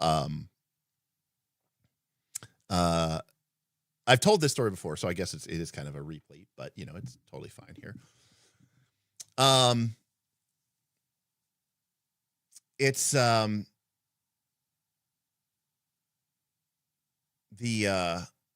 The story is that, well, I have a lot of great 4th edition stories, to be clear. But one of my favorite 4th edition stories that really kind of highlighted how awesome and fantastical and tactical that 4th edition was a combat. We were playing adventure P1, which was King of the Troll Haunt Warrens. And this is a sort of Zul'Gurub troll king, a lot of trolls in this adventure. So this is Paragon 1. So 4th edition has 3 tiers of play. 1 through 10 is called the heroic tier. 11 through 20 is called the Paragon tier. And then 21 through 30 is called the epic tier. So this was early Paragon. So the group had just gotten their Paragon pass, and they were around levels 12, 13, because they were going through this first adventure. And when they get to the final part of this adventure, there is a troll, the Troll King, the eponymous king of the Troll Haunt Warrens. There's this Troll King, and he's a troll. He's got all the troll tropes, regeneration, immunity. He's vulnerable to fire. If he takes fire or acid, he doesn't regenerate, and what have you. And the group are about level 12 or 13.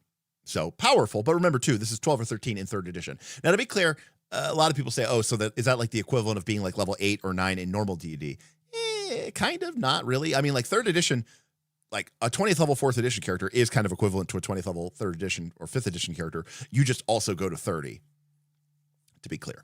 So these were pretty powerful characters, but it was a really cool moment. So we're in this final fight. And the Troll King is a really nasty solo creature. I think there were a solo and there were other trolls in the fight. So it was a pretty tough fight. And the Troll King obviously has this incredible amount of regeneration. You need to do a bunch of fire damage, and you need to keep it stacked up. And so this really cool wombo combo happens, which is the wizard of the group casts a wall of fire. So they make they pick 8 squares in a row that they turn into fire squares. So these are flaming squares. And they cast it obviously right on the Troll King. So the Troll King takes a bunch of fire damage from the wall of fire. So their regeneration is turned off. They have the vulnerability to fire, so they take some extra damage. Really good stuff. Then on the Troll King's turn, he obviously leaves the wall of fire. And in fact, moves kind of pretty far away from the wall of fire because it's really nasty and really powerful. And it's kind of one of those, like, this is why walls kind of suck sometimes, because, it did the damage once, but it wasn't really that useful. Now, to be clear, the wizard was on the other side of the wall of fire, so it did protect the wizard a little bit, because now if the Troll King wanted to go get him, he had to go through the wall of fire. But the Troll King moved kind of far away from the wall of fire. Enter the Warlord and the Rogue. Both the Warlord and the Rogue both had powers that push. That can push a creature or slide a creature. So the Warlord, they they team up, and in fact, the boss was about to go again soon. So the warlord had a power that basically let him kind of let an ally go again, like right after his turn.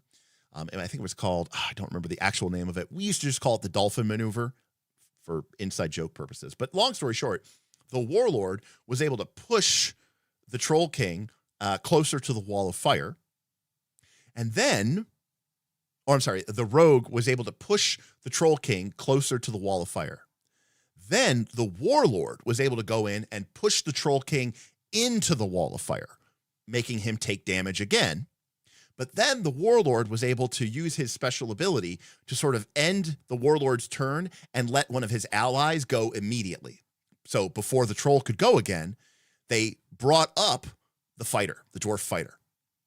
And so the dwarf fighter had just picked up this new daily ability. And what it let him do was it let him attack someone.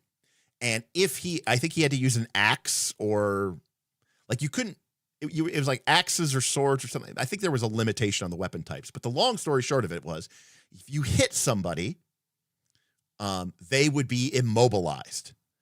Okay. As long as you also didn't move or were moved from your square.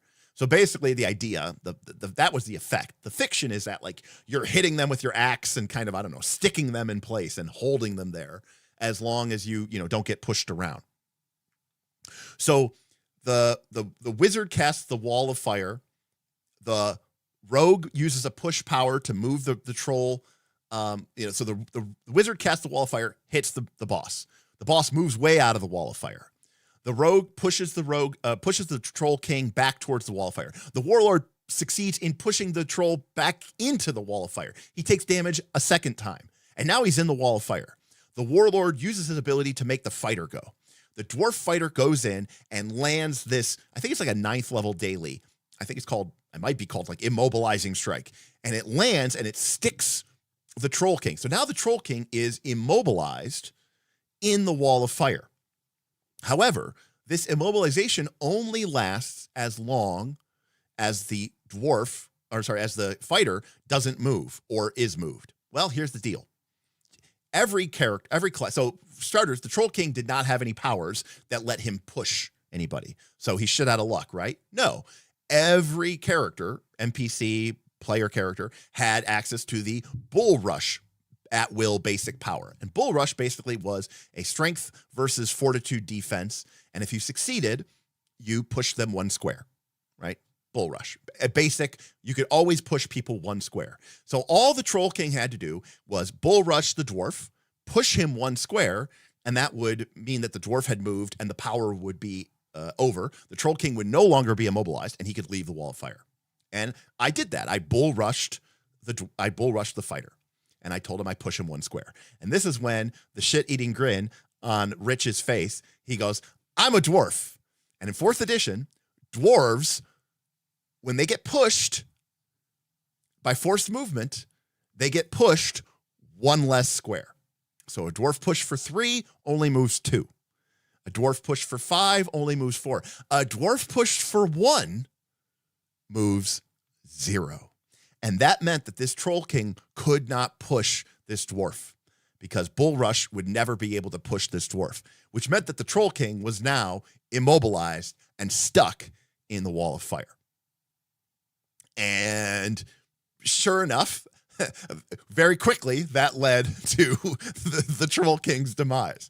But it was like this wombo combo party mechanic thing where, the wizard cast the wall of fire. The other party members got to use it several times by pushing and using forced movement. And then ultimately through the sort of combination of a variety of powers and the warlord sort of directing it all, almost like a conductor of a symphony orchestra, that the dwarf fighter ultimately, the rock, the hard place, locked this Troll King into his place. And yes, the Troll King, now on fire and with no other option, the only way now that the Troll King could ever escape the wall of fire would be to kill the dwarf.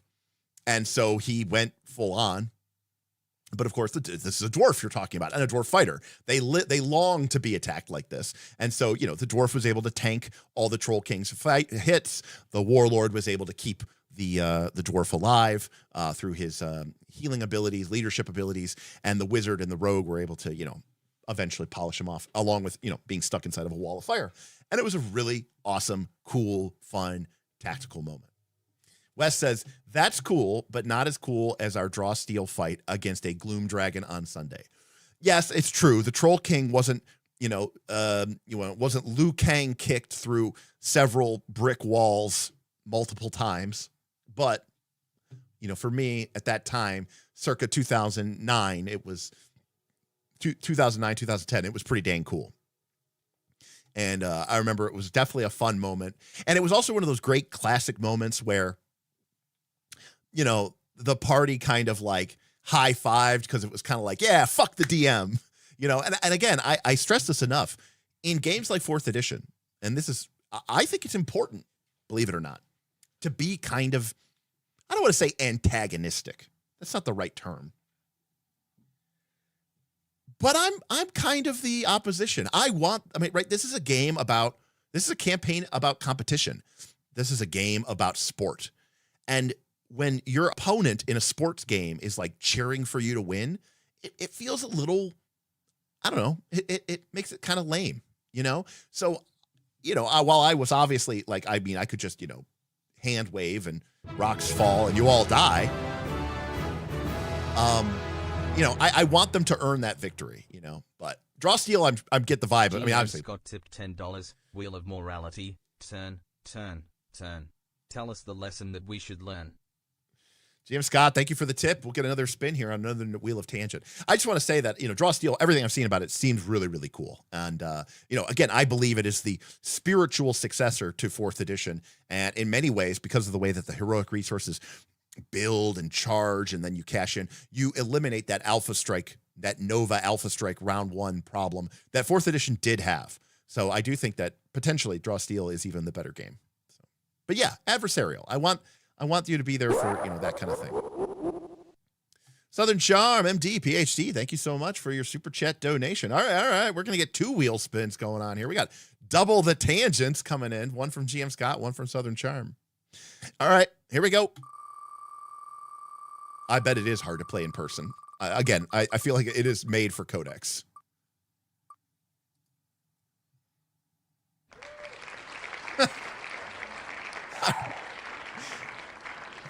But why male models? I just told you, because they can infiltrate anywhere. They can be anyone. They are the perfect spy and assassin. Someone put this on the tangent. We will respin. Thank you, Junderland Games, who did leave, by the way, already. So they left, and then they after their troll answer got put in there. Again, some of these I said we really can't do because they asked too much or not enough, apparently. No, that one doesn't count.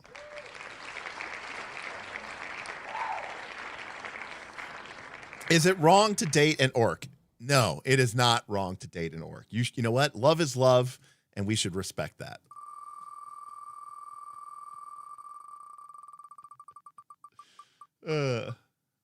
Yeah, we're now you can see the KLC in full effect. We're getting trolled. All right. If you could have dinner with any TTRPG designers, past or present, which 3 would they be and why? Okay, that's a great tangent. I'd put Gary, obviously, on that list. Gary Gygax, I would definitely put on the list for sure.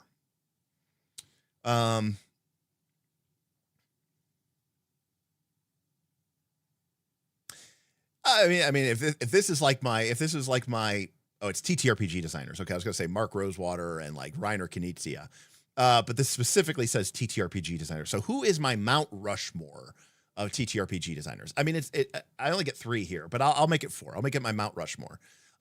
So I think Gary Gygax is 1.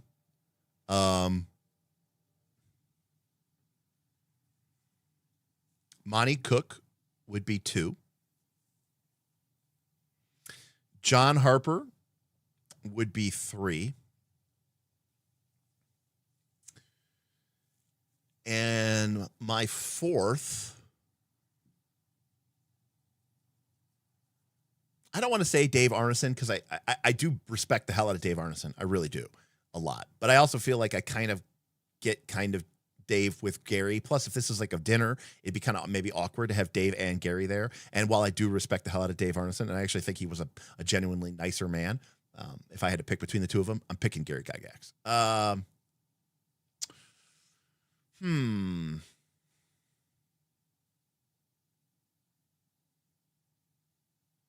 I mean, I answered the question for the 3, but I made it the 4. So GM says, Scott said, that's exactly why you want Dave and Gary at the same table. No, I don't want drama at the dinner table. Who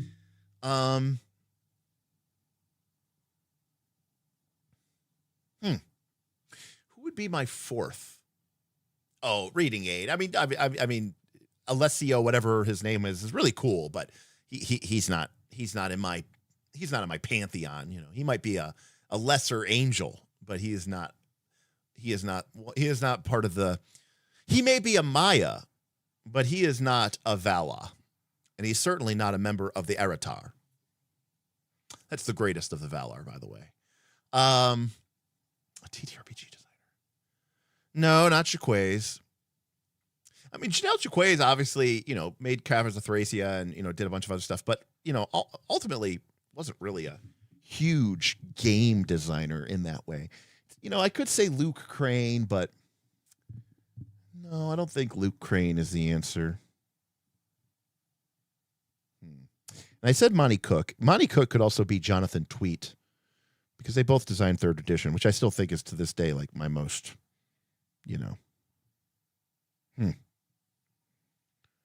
That's tough. I don't know who my 4th would be. I really don't.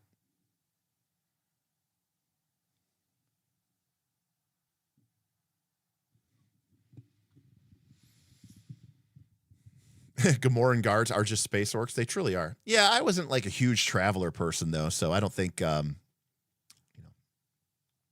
compare each of these designers to an Einer. It could be Tom Moldvay. I mean, David Zeb Cook is a good choice. David Zeb Cook created AD&D 2nd edition, and arguably that is the edition of D&D that I kind of quote started playing. But I mean, Moldvay just edited the rules, from D&D. Really, he just edited them from John Eric Holmes. So really, it's not like they did that much, And even then, with again, I respect David Zeb Cook, really cool. But AD&D 2nd edition was really more of an editing pass on 1st edition, right? So, I said right now it's Gygax, Monty Cook. Well, so it's Gary Gygax, Monty Cook, and John Harper. The question was which 3, and I made it into 4. So I'm just going to stick with that because I don't really have that. So I'm going to stick to those 3. All right. Now for that was GM Scott's, and now for Southern Charms super chat. Schwab is cool. You have a powerful rival. Who are they, and why are you so determined to defeat them? From Fermi Dirac. Do I have a powerful rival? Who is my most powerful rival? Is Roll for Comment? No, my most powerful rival is that one guy from YouTube who took really huge offense to the fact that we had someone join our Patreon, and they had an introduction that sounded a little robotic, and one of our mods asked him if he was AI, and he got really offended, and he immediately left the Patreon. And then, on a talk show, me, Bob, and Smith, where we're talking, we kind of chided the guy. We kind of, again, I didn't know the guy at all. I just said, this guy came in and he was a little sensitive and he left. And there was a no hard feelings, but, maybe if you can't take that, I think there's worse things that happened in our Discord. Anyways, that guy ended up, I don't think he loved us or anything like that, but he ended up continuing to watch us and support us. even if he, was like felt like a little bit miffed about how that interaction had gone. I don't blame him for that. Completely independently, some other random internet personality who doesn't know that guy in real life heard that story and got really mad at us. Okay. And will now will randomly post in like Roll for Combat streams, in my streams, in my comment section about how I'm terrible at business and how this must be why Derek always fails at everything he does. And oh, cool, Derek gets to talk about how he ruined another business. And this one guy got really mad that we did this to some person. Again, they don't know this person in real life. It's absolutely hilarious. And I haven't seen him in a while, so maybe he gave up. But for a while there, he was really blowing us up in the combat. It's very Syndrome from The Incredibles coded, yeah. Oh, Jake says he was there just a couple weeks ago. Okay, so there we go. He still shows. I can't remember his name. So it's one of those like it's a one-sided rivalry because yeah, that's it. George, how do you know all this? It is yeah nah. So yeah nah, if you're out there, you are my number one rival, buddy. You're my number one hater.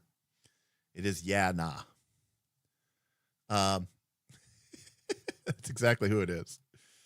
Well, the thing is like when someone will hate on me in a comment in a YouTube, I will usually pin it to the top so that everybody sees it because I want dissenting voices to get their fair shake. But this is like it's not even like useful criticism. It's just pure ad hominem attacks. Like he doesn't necessarily think that my views are bad. He just thinks that I'm a terrible person. So anyways, I can't comment. I can't heart these comments. I can only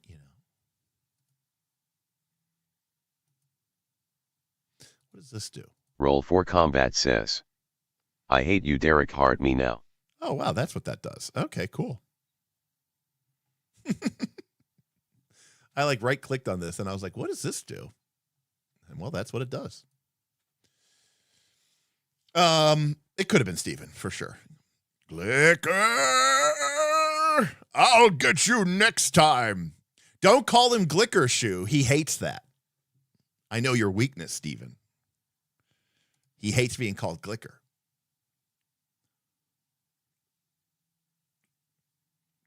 Anyways, I had several members of my community that would try to white knight me and defend me in the comments. And I would be like, guys, please don't feed the trolls. Number one, I don't need protecting. Number two, it's totally fine. It's totally acceptable. Reading Aid wants to know how the Shadow Dark Kickstarter is coming along. It's not the Shadow Dark Kickstarter. It's the Bestiary Kickstarter for use with Shadow Dark. What a missed opportunity for Kelsey to come up with a cool name for something that's Shadow Dark compatible, right? Like Lost in the Shadow or Lost in Shadows or something, or something like that, Forged in the Dark. Wait, no, that's not it. Molded by Shadows. Moldy Shadows. No, wait. Shadow Deep. I was reminded the other day because some new expansion came out. I was reminded there is a product out there. It's called Rangers, but there is a product out there called Rangers of Shadow Deep, which I had forgotten about. So technically, Shadow Deep is already kind of quote unquote out there, but you think darkness is your ally? You merely adopted the dark. I was born in it, molded by it. I didn't see the light until I was already a man. By then it was nothing to me but blinding. I'm Tom Hardy. It's a good line, though. A little overdone, but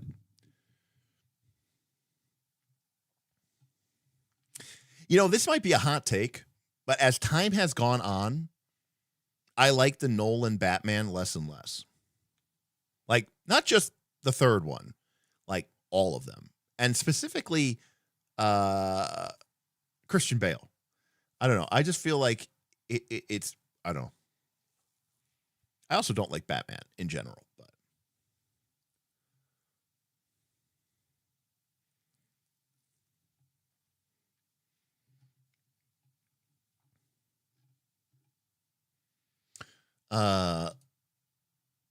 Yeah, sure. It's a unsubscribing.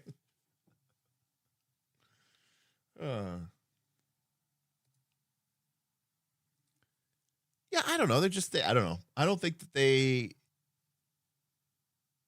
I don't know. I just don't think that they have. Whenever I see Christian Bale now as Batman, I just feel like it's so like. It's so cringy. Like his Batman voice is so cringy. I think that's what it is. Honestly, I think that's actually 100% what it is. It's just, I like the scenes where Christian Bale is not Batman. Like when he's talking to Alfred. That's great. But when he's Batman, it's terrible. It takes me out of the whole thing. Like if the whole movie was just him as Bruce Wayne, I think that's fantastic. I think he's great as Bruce Wayne. Holy shit, people in chat actually agree with me. Woodland Fellowship says, I like his Bruce Wayne better than his Batman. He's a great Bruce. He was a great Bruce Wayne. I don't like voice actors. That's true. Right. It's like it's like he was mocking himself. Right. No, nobody cared who I was until I put out, I could be anybody, including a man who puts a jacket over a kid to show him the whole world didn't end. Like, it's just like, it's so bad.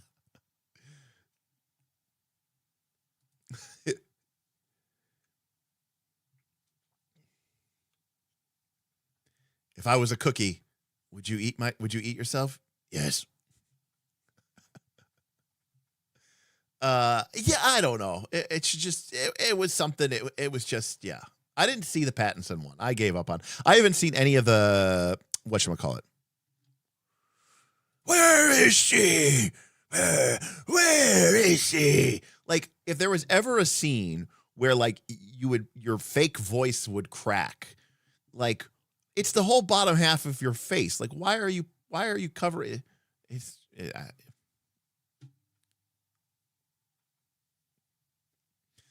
Yeah, RIP to Advanced Dungeons and Dragons. I'll say that. Did I look at Garblag's revised hit roll in the Discord? I did not. I've been kind of out of it.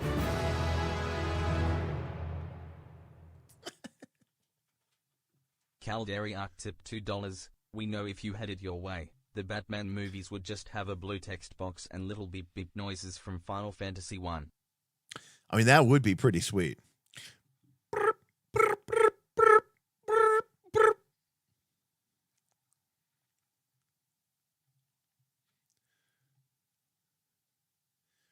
I also like that Harvey Dent has literally half of his face completely gone, and there's no medical gauze on it.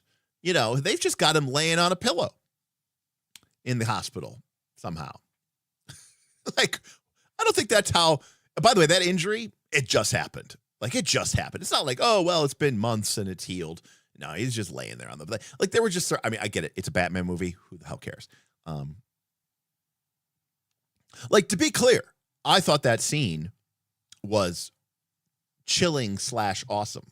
Like, the way that the Joker truly didn't, like, he was totally willing to just, like, if this guy fucking spins the fucking roulette, Russian roulette's me, and I die from that, I'm okay with that outcome, because I am truly chaotic evil, like in the truest of senses. So I did think that scene was, really good. That scene is incredible, right? Do I look like a guy with a plan? 100%.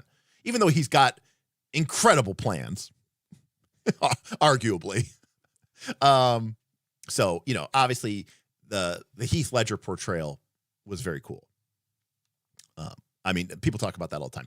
But ultimately, the movie's not about Heath Ledger. It's not about Joker. It's about, Batman. So, yeah, anyways. But I will say, speaking of being, not a misogynistic, but, speaking of being a guy, Anne Hathaway in the third movie was stunning. She was very nice. I like the Anne Hathaway, but she was really nice in that movie, for sure. But yeah, I love Michael Caine as some men just want to see the road burn. They can't be bullied or bribed with. So Michael Caine was pretty great as Alfred. I like the ending. I thought that was great of Batman. Well, except for the whole part with like fucking JGL, like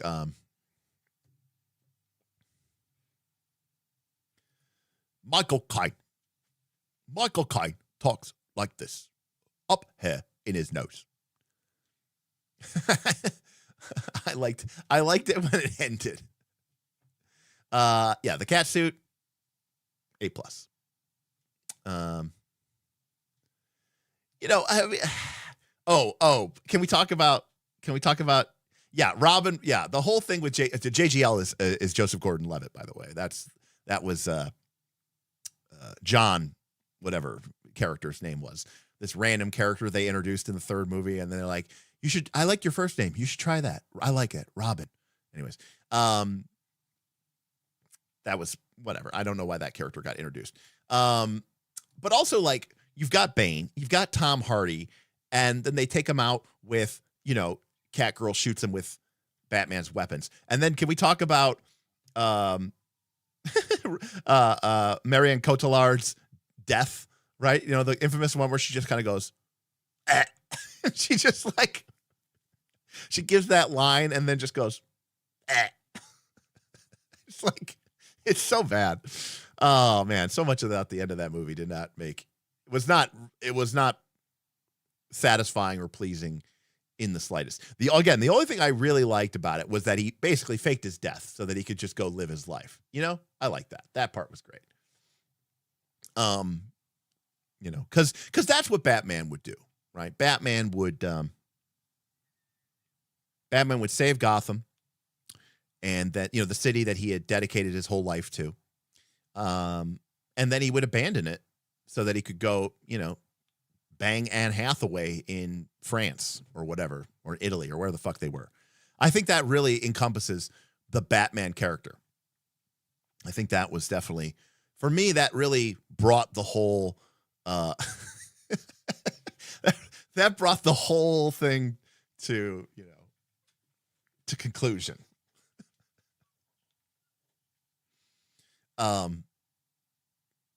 It made no sense, but whatever. It's fine. Apparently after this moment, Gotham would never have any problems ever again.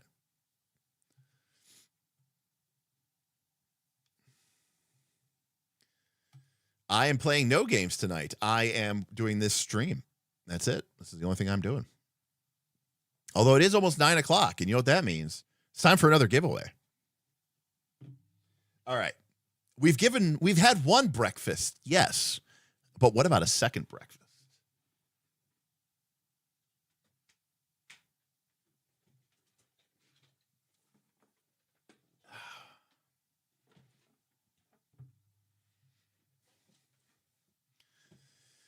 All right. It's time for another giveaway. So we're going to stop the entries. We're going to reset the queue. we are going to bring this over.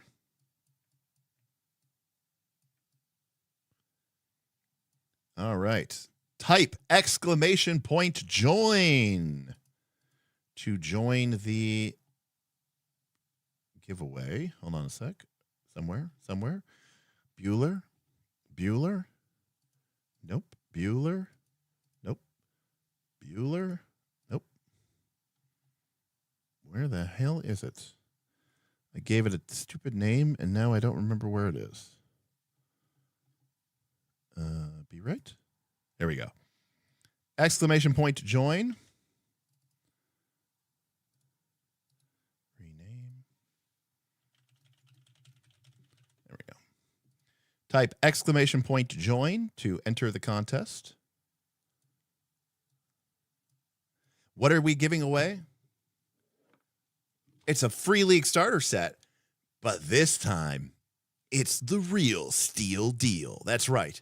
It is the One Ring starter set from Free League.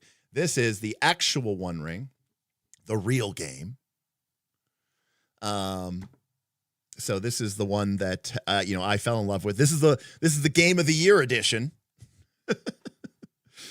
which includes, of course, a set of dice, the Free League maps, tokens, the instructions, the pre-gen, the whole 9 yard.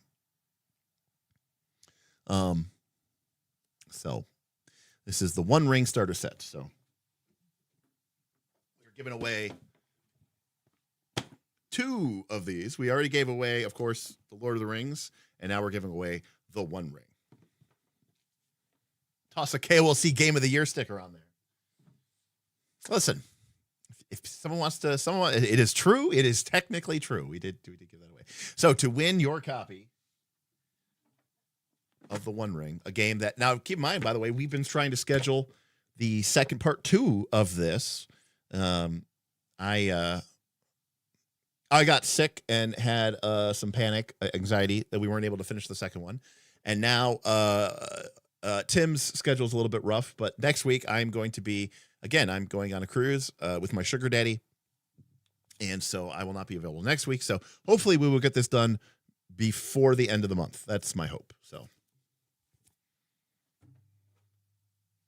will I sign it? Well, it's in the shrink wrap. I don't want to sign it in the shrink wrap. That doesn't even make sense. And I shouldn't open it. I mean, again, if you win and when we send the email, if you want me to, I will, I'll open it up and sign it for you or whatever, sign the inside of the box or something. But I'm also going to give you away a sticker as well. A KOLC sticker. For sure. So I'll give everybody here a few more minutes to get your entries in.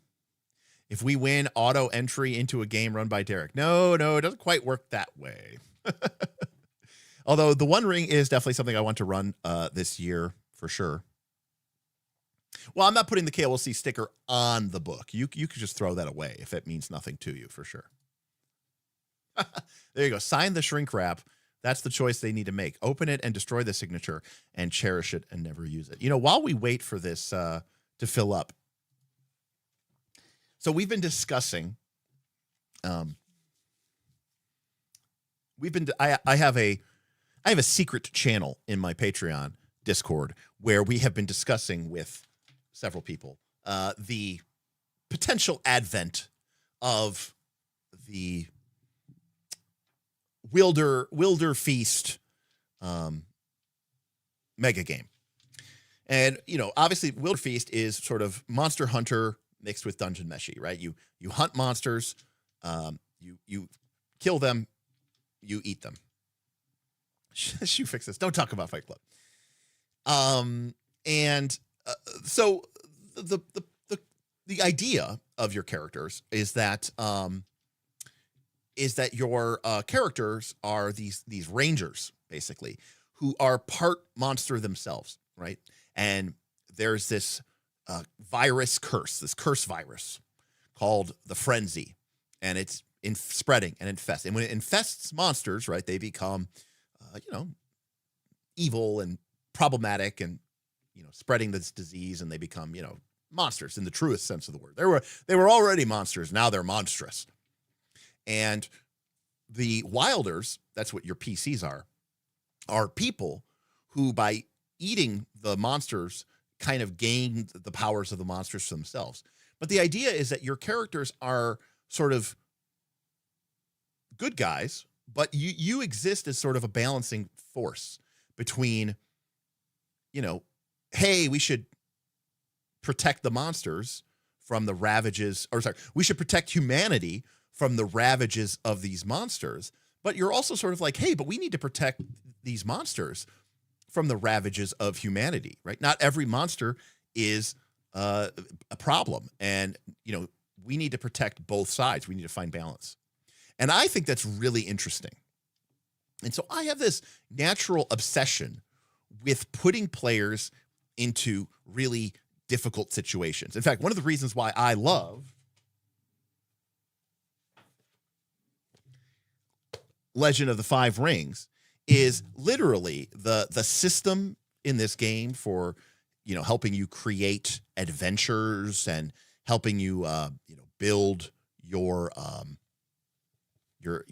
sessions, is called, I don't know if we'll be able to see it really well, but it's called this thing right here. It's called the Wheel of Discord. Okay. It's called the Wheel of Discord. And the whole point of this wheel is to write down what every PC in your group has as their duty, and write down what every PC in your group has as their desire. These are mechanical things that are written down on your PC. Your giri is your duty, and your ninjo is your desire.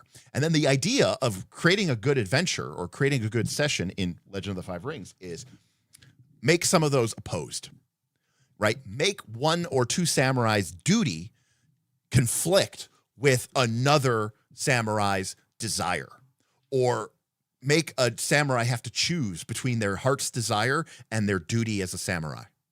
Or, how do you build in the most tension? How do you twist, the knife the most, ratchet down the screws the most? And how do you create this incredibly difficult decision? And that's what the game is. And I understand that that's not for everybody, but for some odd reason, I find that to be really satisfying. And so I have this natural tendency with these mega games to want to create these kind of situations. And Mark Rosewater once said during his 2020 lessons learned, don't confuse interesting with fun.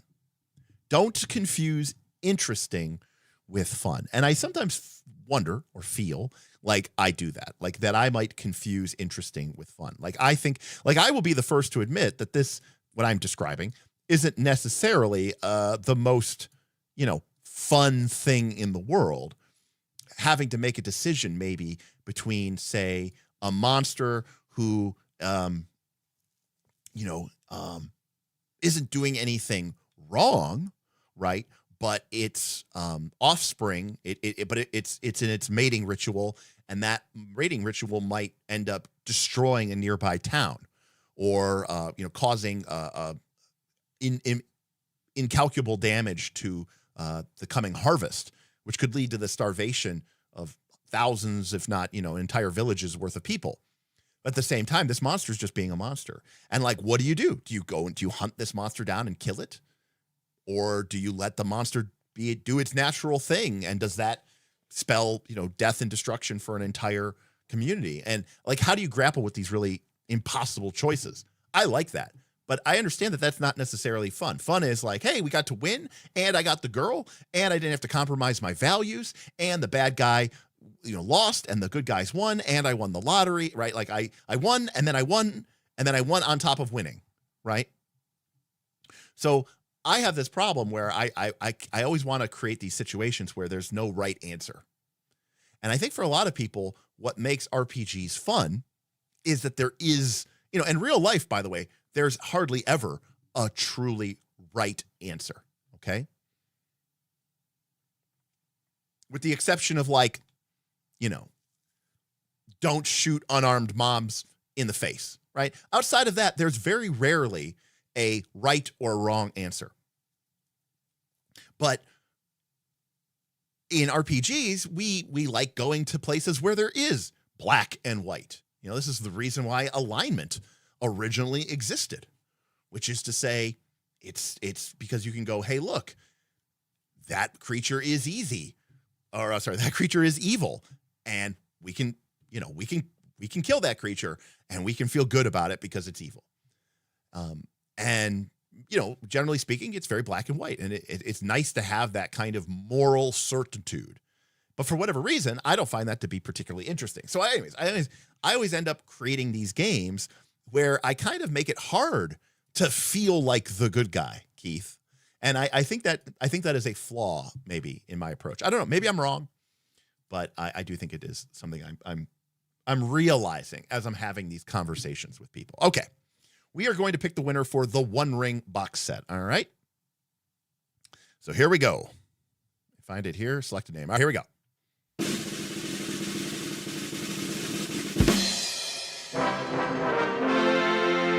Dr. Wow, is this another doctor? Holy shit, what is going on? Dr. Stevel.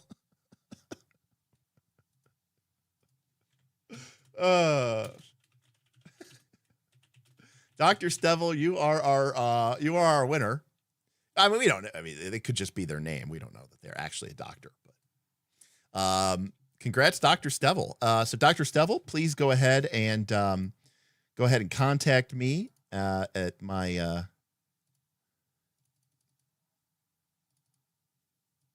email address here, dmelenda@knightsoflastcall.com. Go ahead and link your YouTube account. Let me know your name and your address and all that other stuff. We can talk about the particulars. Oops, all doctors. Here I was. I thought it was OnlyTangents, but it looks like I chose the wrong field of doctors. You know what? I should name myself Dr. Shu. Absolutely. New rule. Right. Clear. Right. There's scales of doctors. I started seeing a new primary care physician in 2020. In 2024, I started seeing a new primary care physician, and you know, she was very highly ranked. And I really hadn't had a primary care physician since like 2019, so it'd been a while. Anyways, so I get this new primary care physician, and I come in here, and she has her lab, you know, she's got her coat on, her white coat, and it's got her name, and it's got like every letter. Like, I mean, this lady was flexing as hard as she could. It was like BS, MA, MS, PhD, MD. It's like she really wanted to highlight, like, I have 8 degrees, and she wanted every single initialism that she could put on her on her lab coat. And I was like, I mean, I'm not going to comply, or I'm not going to complain. I mean, I'd rather have somebody who's, you know, highly skilled. Yeah, masters need not apply here. That this is a PhD and up, you know, only. To be clear, we don't. Right. George Carlin, somewhere in the world is a doctor who is worse than all the other doctors, and someone has an appointment with him in the morning. Right. You know, I went to a school that is known. For my undergrad, I went to a school that's known for its med school, and I was a chemistry major originally. And so a lot of the people I was with were pre-med. And I used to remember thinking that, like, some of these people are going to be doctors. They are going to be the bottom of their class, not the lowest that they aren't a doctor, but someone has to be the bottom of their class. And I'm going to remember that this is that person. Yeah, I have a chem degree, but I've never used it once.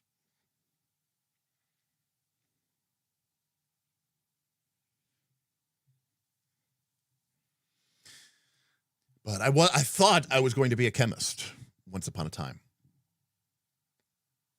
So congrats to Dr. Stevel.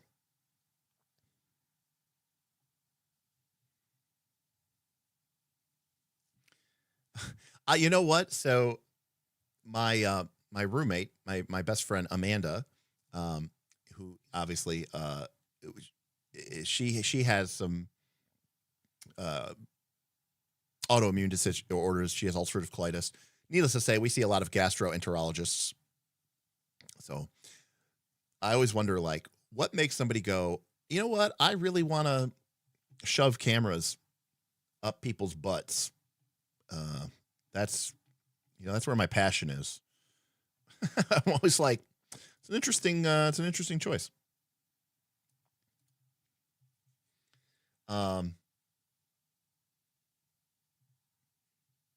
Well, okay, but clearly there's other professions that, I know. Well, we were at a nice dinner. I didn't want to get into the details of it. Actually, true story. So, again, my roommate Amanda, she just went in for a double. She went in for a colonoscopy and an endoscopy, and before she went under, she asked the doctor. She goes, "Can you make the cameras kiss?" The doctor was very uncomfortable when she asked them if they could make the cameras kiss. Anyways, I'm going to spin the wheel there because we just did our giveaway. So, congrats to Dr. Stevel. Oh, Stevel.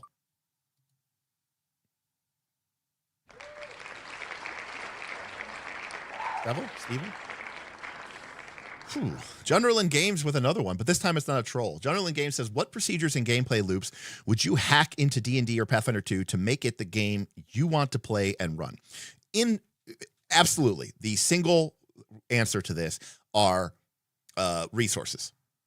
Resources that matter. The biggest problem I have with Pathfinder 2nd Edition is the game does not give me enough levers or knobs or dials to fiddle with and mess with in order for the game to have any sense of resource depletion or resource management or this sense of tension that builds as your resources diminish. I think that is, for me, I think that's a huge part of the game. It really is. And so, D&D kind of has that. D&D kind of has that with its hit dice system, but I just think that the way that D&D is played and structured doesn't really come up that often. And, the things like the short rest and things like that matter if your characters are in a dungeon and there's random encounters and all this other stuff. But I think the way that a lot of people play D&D, short rest and long rest for the certain matter don't really matter as much. And so the thing about spellcasters is the whole idea of a spellcaster is the spellcaster is supposed to be very powerful when they have all their spells. And then as they cast their powerful spells, they are supposed to get weaker. And I am okay with that. The problem is twofold. Number one, a lot of the way that people play nowadays, the structure of their games, are such that you're only doing one or maybe two encounters between long rests, in which case your spellcasters are going to be really, really powerful. So you have something like Pathfinder 2, which goes, oh, okay, we know. Now, to be fair, they're very smart. They go, we know that the way that people play these games nowadays, that the way that the adventures are written, the way that people actually play our games is they play 1, 2, maybe 3 encounters before they take a long rest and get back all of their spells. So we know that the idea of spell slot scarcity is a fake illusion.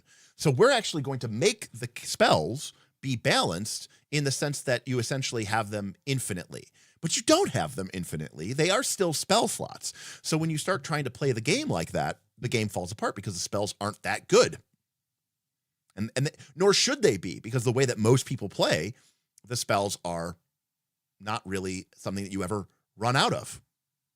Secondly, though, the alternative is to have spells that are very powerful. But then if you are taking a long rest after every other fight and you never actually run out of those really powerful spells, well, then that is also problematic. So I think the problem with everything is resource depletion. On a completely separate track, this gets to the whole issue with hit point as a resource. Now, recently, we just looked at Heroic Deeds. And Heroic Deeds has 2 different pools. By the way, if you didn't check a look at Heroic Deeds, you should definitely go check it out. The game was amazing. There was one hook. I actually feel bad because the game was incredible.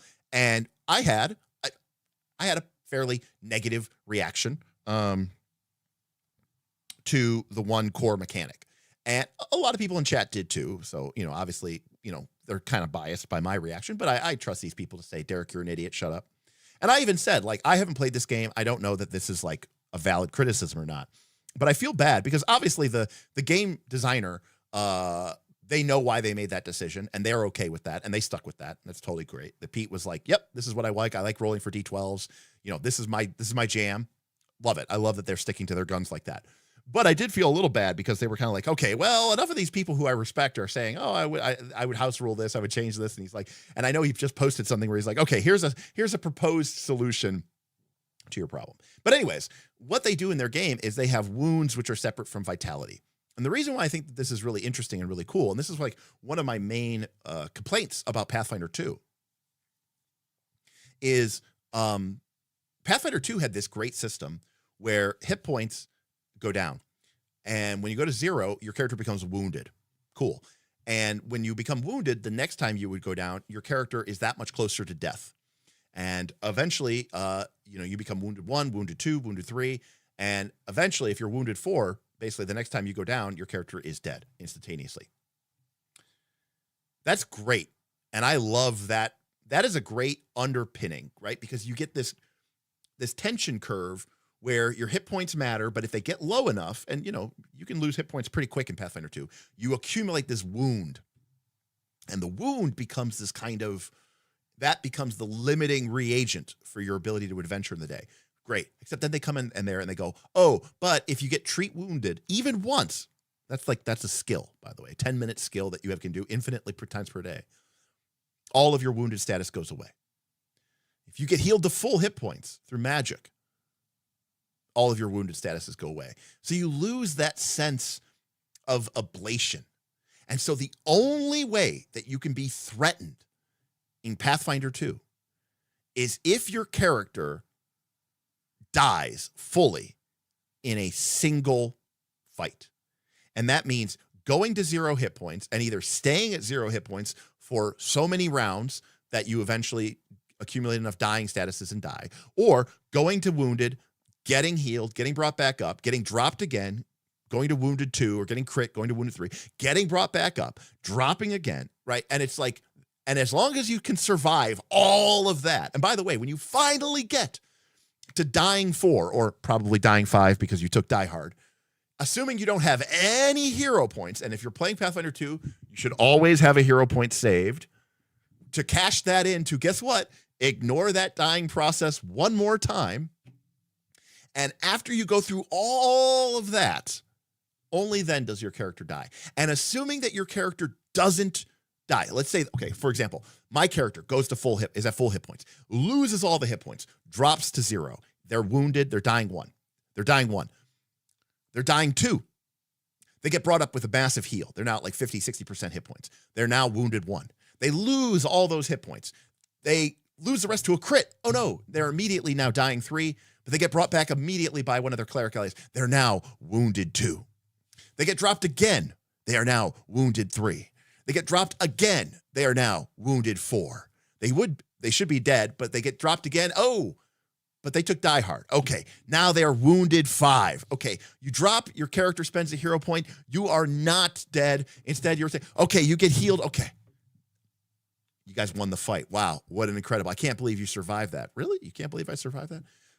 All right, I'm going to use my medicine kit, and I'm going to poke at you for 10 minutes. Cool. All the wounds are gone.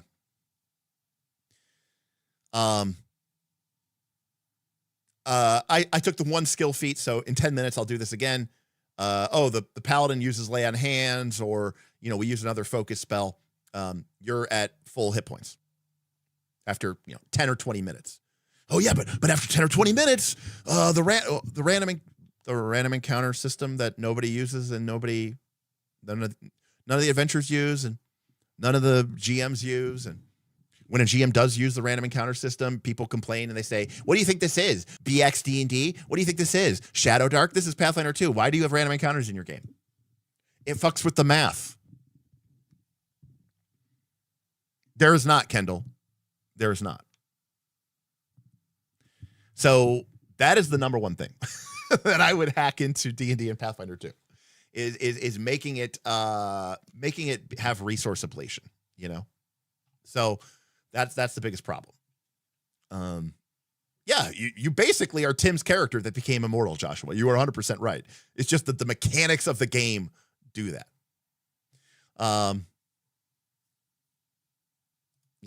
Undead Bear says healing is so common in Pathfinder 2E that hit points are only relevant for an encounter or two, and hit points are really only a resource if you only do one or encounters, which just adds to the issue. And I agree with all of that. Stamina in Draw Steel is mostly cool until you try to wrap your head around damage weakness. Fire damage weakness means that the firewall I'm standing in is really stressing me out. Right. Yes. So if you guys remember, when I did Pathfinder, when I ran Rise of the Rune Lords, people don't know this, but I used a bunch of house rules. And one of the house rules I used was I used a stamina HP system from the Game Master's Guide. But I actually used a variant of the game of this system. What I used is that like things like traps did direct hit point damage. They bypassed your stamina. Because I wanted it to feel like there were certain things that were scarier, you know? This was more similar to the Star Wars game where like a crit went straight to your wounds, which was based off of your constitution. Exactly, Jacob Online. You got it. So good stuff. Good stuff, generally. I mean, sure, you could get into reward systems and I oftentimes hack in some kind of, exploration-based XP or treasure-based XP. The deed system is very cool, But the number one problem I have with D&D and Pathfinder is that resource depletion. And in fact, if you look at Dungeon Time Extreme, the one thing I added to it was this resource depletion game where you had this resource of endurance and you had this resource of willpower, and you use those resources to power your abilities. So rather than getting your ability once per day or twice per day, it just cost you resources. And instead of making it so that you got your resources back really, really easily, the challenge is that getting your resources back was actually quite difficult and challenging. Yeah, I don't necessarily know that I like your attributes specifically as a resource, but yeah, I think having depleting abilities is okay. I do think you want to avoid death spirals. My current Pathfinder 2nd Edition game, I'm using stamina plus hit points. Okay. Proficiency without level. Okay. Escalation die from 13th age and Daggerheart's death and dying rules. It's actually working so far. I mean, that's quite a bit of hacking for sure. PWLL is really good. What's funny is basically that kind of makes it 5th edition D&D, ironically, but I do prefer that. Again, and maybe it's just because I didn't play 5th edition, but there's a lot of things about 5th edition I think are really great. As I said before, 5th edition is less power scaling than 3rd edition, 4th edition, 2nd edition. In some ways, it's like the most even keeled D&D that we've ever had.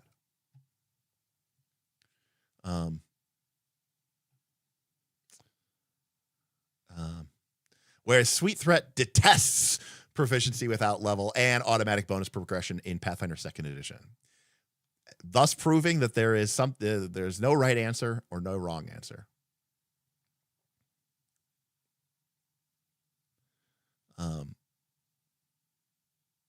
Sure. I mean, I do agree that I think there are better games out there for certain specific instances, for sure, than 5th edition.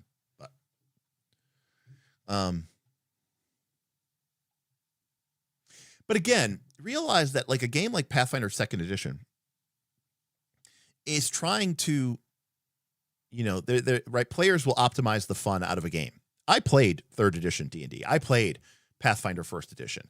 And I was one of these rare people who actually house ruled / changed the game up so that I tried to remove Cure Light Wound Wand spam. But the fact of the matter is that's the way that most people played 3rd edition. And they saw that as the right way to play 3rd edition. You healed your hit points to full after every fight. And as a GM, you're like, okay, well, my job is to, this is a campaign based around challenge. So the only way I can challenge my players is, can I provide them with a tough enough fight that I can kill them in a single fight? Because if I don't kill them in a single fight, they're just going to use their wands of Cure Light Wounds and they're going to heal to full. And if they can't heal to full, they're going to go back to town and they're going to rest to full. Or that was the only fight for the whole day because I'm on some sort of adventure path. And rather than being based on a dungeon, it's based off of a series of encounters. And as we're traveling to the location, there's encounters along the way that are pre-planned, and it's only 1 or 2 fights per day. So resource depletion isn't really a thing. And so then when you see how this creates a self-sustaining problem, because now the GM feels like I have to throw super tough fights at the party. It's the only way I can heal the party. It's the only way I can threaten the party, because if I can't kill them in a fight, they're just going to heal to full afterwards. And it's essentially free for them to heal to full because the cost of a Cure Light Wounds wand is so cheap. I mean, for those of you who didn't play 3rd edition, I do not exaggerate when I say that, some parties had like 20 or 30 wands of Cure Light Wounds. Some people at higher levels literally just took the average and they said, okay, on average, a Cure Light Wounds heals for 5.5 hit points. Right? So a full wand of 50 heals for 275. I know that it heals for 275 because I remember healing things off for 275. So like you had a high level character who had like 450 or like 300 hit points or 400 hit points. They'd be like, give me a wand, give me a full wand. And, I remember my players joking about just taking the wand and just breaking it like a pixie stick, breaking it and then sprinkling it over the character and healing them for 275. And it fundamentally destroys the game. But that's the way that people play, because that's the way that, pros use lesser vigor because it heals for more. It's true. It does take a little bit longer, but it does heal for more. Lesser vigor, I think, right? Doesn't it last for like 1 minute and it heals 1 hit point a minute or 1 hit point a round? So it heals for 10, I think. I don't know. Anyways, that is great and horrible. Yeah, it's true. 11. Okay, thank you. Oh, Suli. I thought it was 10, but you're right. So it's one of those weird situations where, players will do this and it'll make the game terrible. And then when you get rid of it, they'll go, but why'd you get rid of that? And you're like, to make it fun. They're like, no, it was fun before. You mean when it was terrible? And they're like, yes. And they're like, I think. I don't know. Our lizard brains is probably the only way that you can probably rightfully acknowledge that. All right, so we've got about half an hour left in this celebration. We got a couple more things here. I'll do another spin here because we've been kind of off for a little while. And again, the tips and super chats have been flowing. I'm not like trying to force anybody here, but again, your support is appreciated. And we'll do another giveaway at 10 before we end the stream as well.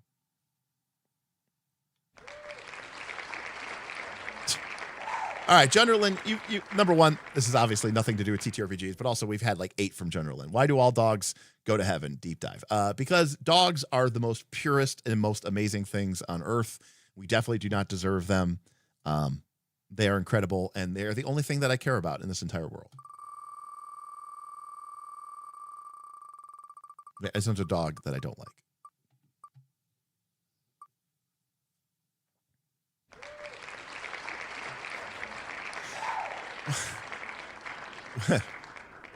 What is the airspeed velocity of an unladen swallow? And the only answer to that, of course, is African or European. But I actually don't know.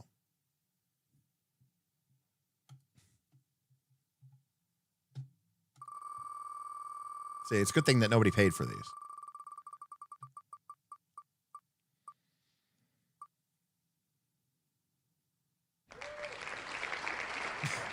Shadow Deep from Chris Rocket.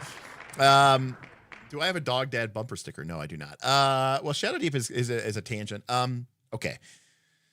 The problem with the Shadow Deep, I mean, really what it comes down to is it is a lot of work for, it is a lot of work for potentially very little to minimal no gain. And that's, you know, I only have so much time and effort that I can spend on things. And I already know it's going to be an uphill challenge. Something like Shadow Deep is a tremendous amount of effort. I mean, it takes people who are good at this stuff a long time to make involved, deep mega dungeons. We're talking about years. And unfortunately, I am in a situation where, you know, now some of those people will do a Kickstarter and they'll get a bunch of money and then they'll use that money to support themselves while they create, say, you know, a Crescent Moon or Dolomon Wood or whatever. But number one, that's just not how I would want to do a Kickstarter. Number two, it's also not how, as someone who hasn't done a Kickstarter, I would not feel comfortable doing a Kickstarter like that. So the problem with it is that it's difficult to do that and invest that much time and effort into something that may not actually account or amount to much of anything. Which isn't to say that I won't ever do it. It's just that it's a big investment, and I don't know what that is, what the return on that investment is going to be, especially for something like my first real project that I would try to do. The problem then is that the whole channel becomes, I mean, you're talking about if you're doing that once per week on a stream. I mean, we only do 2 streams a week. So now like half the channel is just about building mega dungeons. And I don't necessarily know that that is the best way to spend the stream's capital. I also think that that could get really tiresome and really boring really, really fast. So, now we joked, Monty Cook, we talked about Monty Cook earlier. Monty Cook used to have a website called Dungeon a Day. The way Dungeon a Day worked, which I don't think, he had a team of people, and he was also a super experienced game designer and developer, is at this time, this was like before Patreon, you signed up to a subscription service, and you got every day a dungeon room, right? The next room in the dungeon. And so when you signed up, you had nothing useful because, you didn't have anything. And even after a week, you only had 5 rooms. So maybe still not enough to be useful. But in theory, you kind of got this drip, this slow drip of dungeon. Well, I already have a subscription model through my Patreon. So something that we might be able to do for Shadow Deep. I don't know that I would right away commit to a dungeon a day, but I think something like, 2 rooms a week, and as part of a certain tier of Patreon, that maybe, you got that. So, I mean, I don't think I would need a Shadow Deep Patreon because I just already have my Patreon existing. But, we have our PDF level. Technically, the $10 level is our PDF tier. And so I think it might be, it could be cool. Could be interesting to do something like that. We talked about that, and I'm not opposed to that idea. I think that could be pretty cool. I don't know, Dirty Phil. There is something to be said about, including people and making it a community project. But I also think there's something to be said about, like, a lot of times that I think can go off the rails, and you get this too many cooks in the kitchen, and it gets to be a little bit, it can actually slow your project down because you're trying to juggle all these different areas. And I don't know. I mean, there's a part of me that loves the idea of making something public and communal and having everybody get involved and being as much of an education as it is, here's a product. But I also appreciate the fact that makes things, really fucking slow. And it can, someone could have an idea and you go, no, we're not including that. That's dumb, and like you're hurting people's feelings and all that other stuff. The other thing is, like, I don't want to just be a shill, like if I'm making something, it's because I want it to be good, not just to make money. So, but that is something I've thought about. Now that the upside to this is, number one, by paying and being a part of the Patreon, you would get the slow feed of it. Number two, you would kind of be able to, ask questions and certainly influence and develop things as the process goes on. So instead of waiting a year and just suddenly getting, boom, here's Shadow Deep, the upper levels, levels 1, 2, and 3, Instead, over the course of the past 50 weeks, you will have gotten 100 plus rooms, and you will have gotten to sort of see the evolution and my thought process and this kind of so that I think is much more interesting to me. And then in theory, at the end of say that year, we have something that's kind of pseudo play tested, right? Because enough people have seen it and maybe played around with the content or used it, especially once it reached a critical mass. But also, if you then go to try to actually do a Kickstarter to make it into something real, like a book or a VTT plugin or module, or to convert it from one system to another, you can tell the backers, hey, this is already done. The maps, the factions, the layout, the dungeons, the encounters, and hundreds of people have reviewed this, play tested it, played with it. They've been using it as part of their ongoing games, etc. And so it makes it a lot easier, I think, for people to want to spend their money, even though maybe it's your first project. The fact that people have already been playing it for a long time, I think, is really cool. So, anyways, that would be my take on Shadow Deep.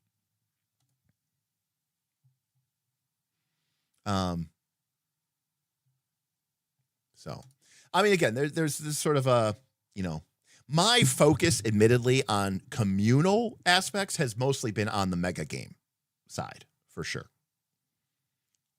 For sure. Like, I that's where I want people to be more communal. And I'd rather have them be we're going to kind of see, like, the Moria solo game, which is not really a solo game, is sort of a new experiment in community. Right? NightCon Session 0, which we're running this year at Origins, is another sort of exercise in community. So I think there's different ways to experiment with community, but a voting based, again, I'm sometimes critical of the popularity contest model, the D&D survey model, hey, we had play tested and people voted, and it's like, I don't necessarily know that always produces the best results. Right? You would think it would, but like democracy, it doesn't always produce the best results. For sure. So, NightCon is something that we have talked about wanting to do for a long time, and it's just a convention run by the Knights of Last Call. However, we looked into it, and we were looking at prices and logistics and locations, and it was incredibly difficult and really a problem to organize, and it would have cost me a lot of money, and it was a problem. Anyways, the last couple of years at Origins has sort of been an unofficial Knights of Last Call meetup, and last year we had almost 25 members of the Patreon who ended up hanging out and playing.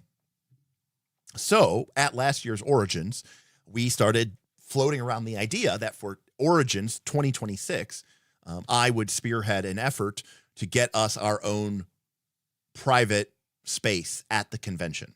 So it'll be kind of like, like when there's like a fancy hotel and then there's like the restaurant at the hotel, but you can go to the restaurant separately, kind of. You don't have to necessarily be staying at the hotel. It's like that. Like, our convention is going to be inside the Origins convention, if that makes sense. And so I'm calling it NightCon Session 0 because it's not really, well, number one, it's a trial, but number two, it's not really its own convention. It's sort of a convention within a convention. Correct, Pumpkin. I think many people also don't know what they actually want in those designed by votes. I mean, there's not a lot that I agree with Steve Jobs for, but the whole, like, if you asked people what they wanted, or Henry Ford, if you asked people what they wanted, they would have told you better horses or faster horses, and you would never have gotten a car. And, you might not have gotten an iPhone. You would have gotten more Blackberries or whatever. So, and Mark Rosewater also says, the people are very good at telling you what they don't like. They're very bad at telling you how to fix it. So I think there's a lot of benefits from that type of information, but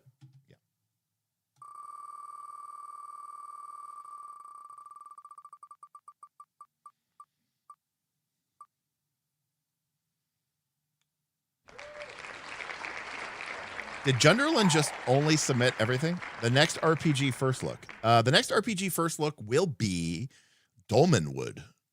And I think we finally got the shipping notice, so I think we're actually getting that in person.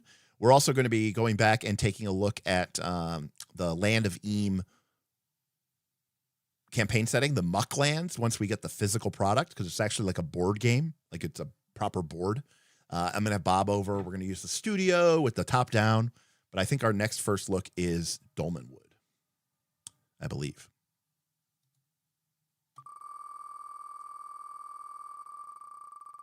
Which should be cool. I'm sure it'll win all the Ennies this year, or 2026. Tigger, what would be a short list of games you would like to play in given the chance? Let's see. Games I would like to play. I think Fabula Ultima would. A lot of the games that I would want to play usually have some form of narrative ability for me. I hate being a passive player. I hate being a actor. I love being involved. I love being an author. I love being a director. I love being part of a collaboration. I hate having the game sort of just happen to me. I remember I also find being a character very unappealing. I don't get into my character. I don't particularly care about my character. I just view my character as my character is no more special to me than any other character at the table. They are just characters in the show. You know, they are just there to help tell the story. How can I use my character to better tell the story? And you know what? I think good authors do that. They understand that their characters are there to drive plot points. Their characters are there to drive themes. Their characters are there to, sell the narrative. The character, once you become self-indulgent upon the character, I think you lose the audience and you lose the reader. And we see examples of that, I think, in many cases of games. So I would probably, like a game like Fabula Ultima is great because I have this ability to spend Fabula points and alter the story and add elements that I think are appropriate, to the characterization. So short list of games I would like to play in: Fabula Ultima, Avatar, Legends, probably the One Ring. Although I think I would have too much fun being the GM, just because I know that 99% of the time I'm going to have more Tolkien lore than other people, and I can use the game as an excuse to share my love and passion for the game and bring people into the world of Tolkien and of Middle Earth. I'm just looking back here. Games that I would want to play. I have no desire to run Draw Steel, but I would play it. That doesn't necessarily mean I want to play it, but that is a game I would not want to GM, and I would definitely have more fun playing and using my heroic resources.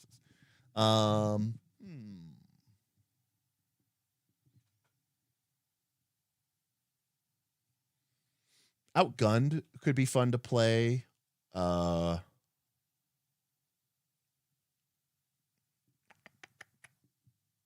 see. I'm just looking at the games behind me. Oh, I'd have fun playing Mythic Masterland, but I do think I would.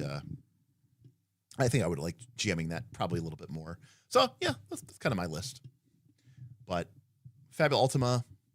I would enjoy playing Grimwild, Jackal. Yes, that would be a game I would. Grimwild, and you know what? I honestly, actually, Heroic Deeds. The deed system would make me excited to play. The rumor system would make me excited to play. So Heroic Deeds would definitely be up there, for sure. Colville subscribes to that philosophy many times. He has said, just tell me what you don't like. Don't tell me why or how to fix it. Only I know that you don't. Yeah, I mean, Colville, look, Colville's one of the few content creators I actually support, and he's an asshole, and I respect that. You just got your Land of Eam. It's so heavy. Yeah, people have described it as being something that you could kill somebody with, so I love it. Wilderfeast. No, I would not want to play Wilderfeast. I want to run a mega game of Wilderfeast. I don't even necessarily know that I want to run a game of Wilderfeast. I just know I want to run a mega game of Wilderfeast. Because again, for me, mega games are like a social experiment. Terrible to say, but true. It's a social experiment, and I get to use my patrons as paying willing members. Zipper says, I can't imagine not getting into my character. It's pretty awesome. I'll say that. I mean, I guess my question is, Zipperfist, is what is your relationship like when you play a video game or an MMO, or even if you read a book? My level of investment in any of these characters is always basically the same, which is I am always extremely aware that, you know, it's a character in a game, and I'm playing the game and using that character to interface with that fictional medium. So maybe I'm just dead inside. I don't know. But also, playing pretend isn't really fun for me.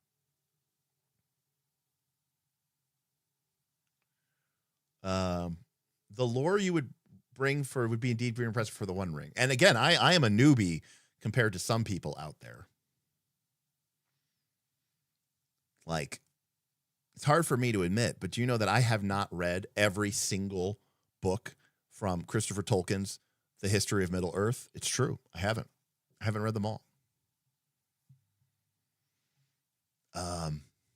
Yeah, it'll be neat to look at Dolmenwood. I'm excited for it. It's a very beautiful book. I think it's really cool. Their approach to hex crawling, very neat. And again, I cannot stress this enough. It's just OSE, but you know, hey, it is what it is. Hey, you know what? Speaking of Dolmenwood, we're going to do another giveaway.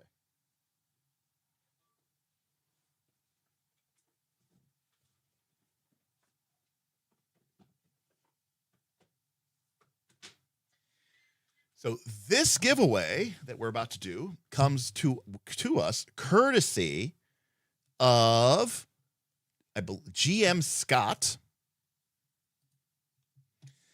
who donated this copy to the Knights of Last Call fund, if you will, so that we could do this. So we are going to be giving away a boxed set copy.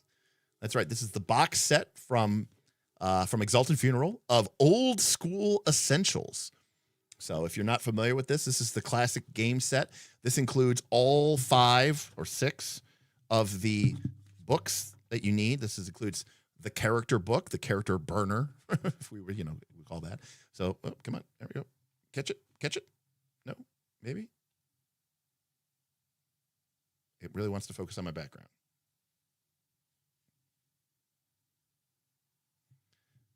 Focus. It will not focus. All right, screw it. We've got the Book of Characters. We got the Book of Magic. For those of you who haven't seen this, hey, over here. We've got the Book of Magic. We've got, Jesus Christ, it really doesn't like these books. They're too small. We've got the Book of Adventures. We've got the Book of Monsters. And we have the Book of Treasures. So this is all for the OSE game. And, of course, the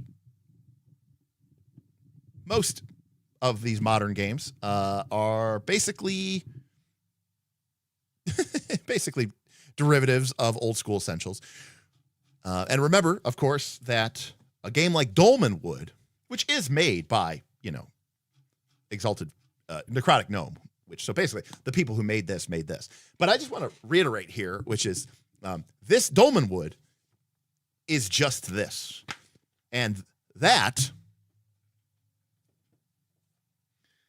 is just this. Okay, this is Labyrinth Lord. And Labyrinth Lord is literally just this. So 45 years later, we are all basically, 45 years later, Dolmenwood comes out, and somehow it's going to win, this game is going to win Game of the Year in 2026's Ennies. Go figure. So it says something to the power and pervasiveness of BX D&D. That is the lineage from BX D&D to Labyrinth Lord, which was literally just a copy print of BX D&D to Old School Essentials, which is just a cleaned up, edited version of Labyrinth Lord. So, but Jackal is hyping me up here. Thank you, Jackal. Yeah, I mean, listen, I enjoy conversations about role-playing games. My community enjoys conversations about role-playing games, and I would encourage anyone who wants to take their hobby a little bit more seriously, if you want to be challenged in your TTRPGs, if you want to learn more, if you want to have to defend your thought processes, if you're willing to have your biases and your presumptions molded or changed or challenged, then I think the Knights of Last Call community can be a really great location. I mean, I'd love for people to support me, just to support me, because you enjoy this content and you like seeing it on the internet. I don't spam endless, 12-minute 5e videos. I don't make, short little videos that say a lot or use a lot of words but don't say anything. I try to dig deep into topics, even if it's sometimes a little bit rambling and tangent filled. So maybe you enjoy that type of content. You want to support me that way. The Patreon could be a fantastic way to do that. But the main thing I would really encourage you to do is to join the Patreon, is so that you can become part of our community and you can, there we go. We'll go to blue. Now that we're getting near the end of the night. Because that's going to, I think, really open up your mindset to everything. So, Scotty, thank you again for kicking us off with an incredible support there, buddy. Appreciate you so much. Love having you be part here, buddy.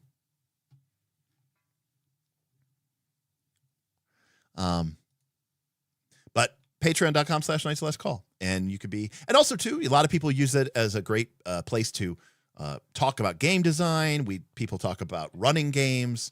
People talk about, or people play a bunch of different games. The other day on Friday, when me and my group were playing Fabula Ultima, there was a group playing Legend of the Five Rings. There was a group playing, there were like three or four community games going on, and like none of them were D&D, none of them were Pathfinder 2. It was all just like Legend of the Five Rings, Call of Cthulhu, something else. Like it was a bunch of games that you just would never have guessed or noticed. I don't even remember what it was. It's so common that it's uncommon. Pathfinder PhD is playing Starheart right now. Right, we're playing Draw Steel on Sunday. Jackal will run Draw Steel for you pretty much. He doesn't need much of an excuse for anything. And yeah, we're also a community of people that, we're also a bunch of mostly middle-aged adults who like to talk about, getting older and trying to stay, alive and healthy and eat good food and take care of our bodies. And we have a lot of, play video games, and we talk about all that other stuff too. So it's not just TTRPGs. It's also a pretty rock and rolling community as well. All right. KTube is my last entrant for our GM Scott sponsored Old School Essentials giveaway. So here we go. Final option to get your thing in there. Hold your peace. Speak now or type now or forever hold your peace. Oh, we got a couple last minute joiners. All right, here we go.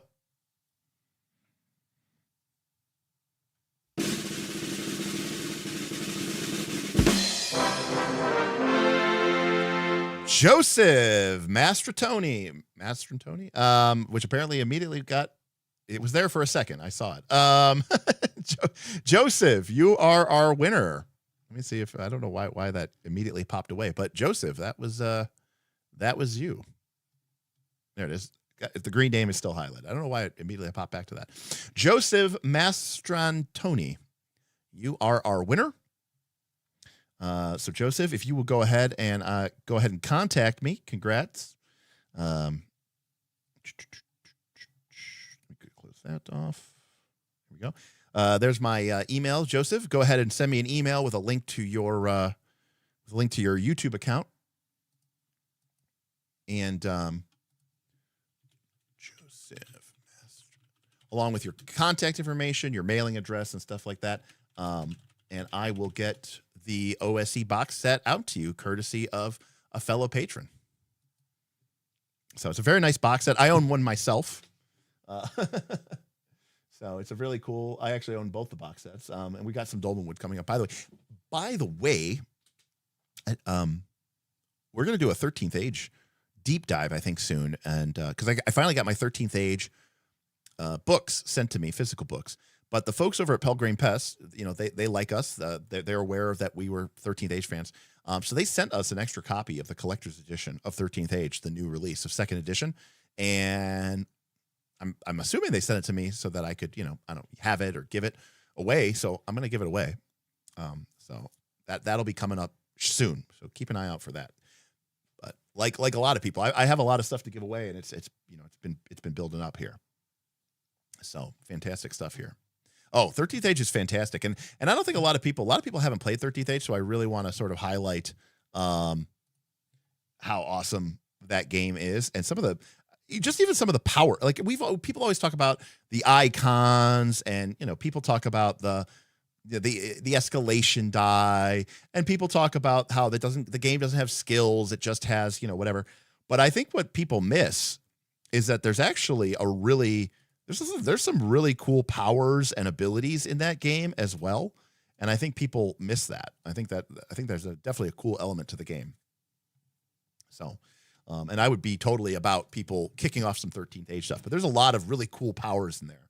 And abilities, so there's cool mechanical crunch as well. So it's not just icons and kind of like loosey-goosey narrative stuff. Again, 13th Age is, if the designer from 3rd edition, John Tweet, who also designed it like Everway, but it's also Rob Heinsoe, who is the designer of 4th edition. So there are some we tend to not focus on the 4th edition elements as much, but the game uses recoveries, which are very much healing surges. But the game also has a power structure. When I say powers, I mean like spells and abilities that feel very reminiscent of 4th edition, but perhaps done in a little bit more of a way that is palatable to trad D20 gamers, which I think is really cool. The 13th Age Bard is insane. It's like one of the more complicated classes I've ever seen in my life, but it is pretty cool. It is a really cool game. In fact, Smith, when he played 13th Age, Smith was a bard. All right, we're going to do one more tangent, maybe two. We'll get some final tips. And then we have one final amazing, awesome, incredible giveaway.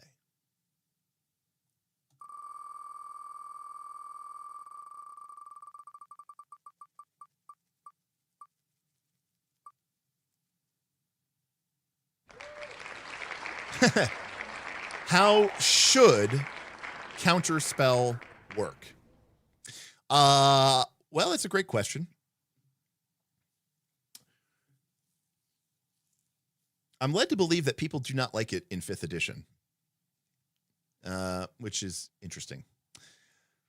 I personally really liked the 3rd edition version of it, where you could ready, and then if you had the spell prepared, you could expend that spell to counterspell the opposing spell, which I think is really cool.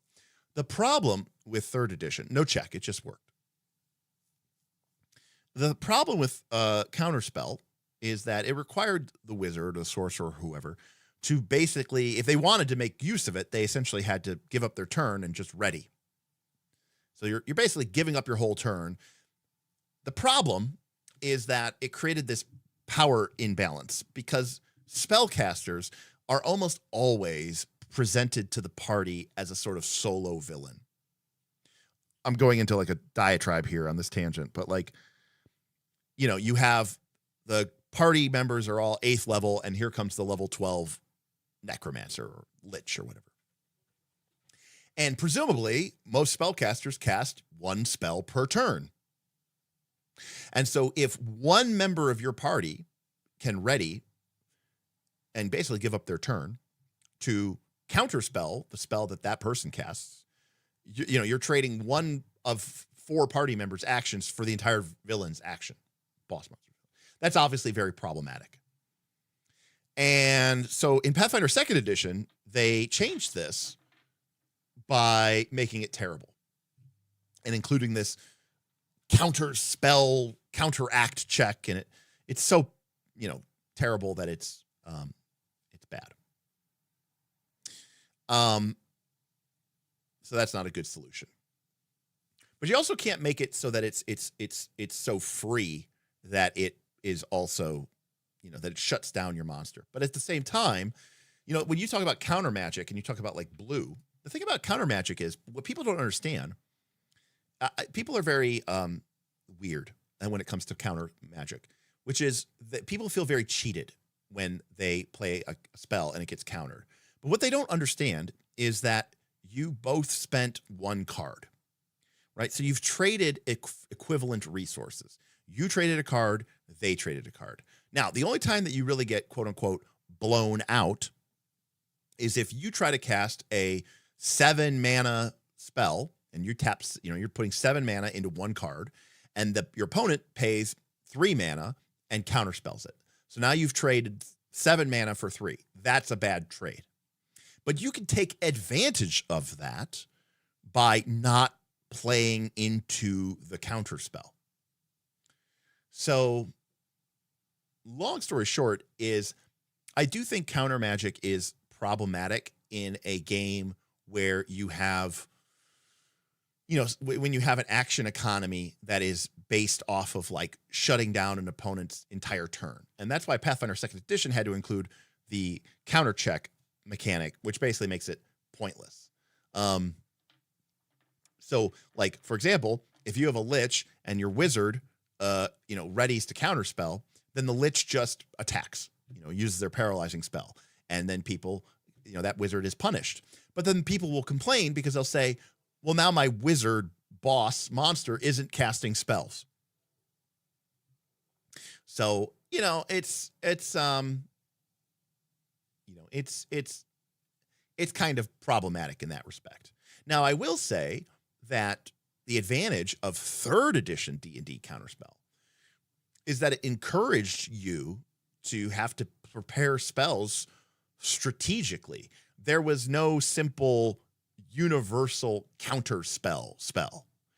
If you wanted to counter a fireball, you needed to have a fireball memorized yourself. If you wanted to counteract a slow spell, you had to have a slow spell counteracted prep yourself. So there was a degree of strategy, right, that went into it.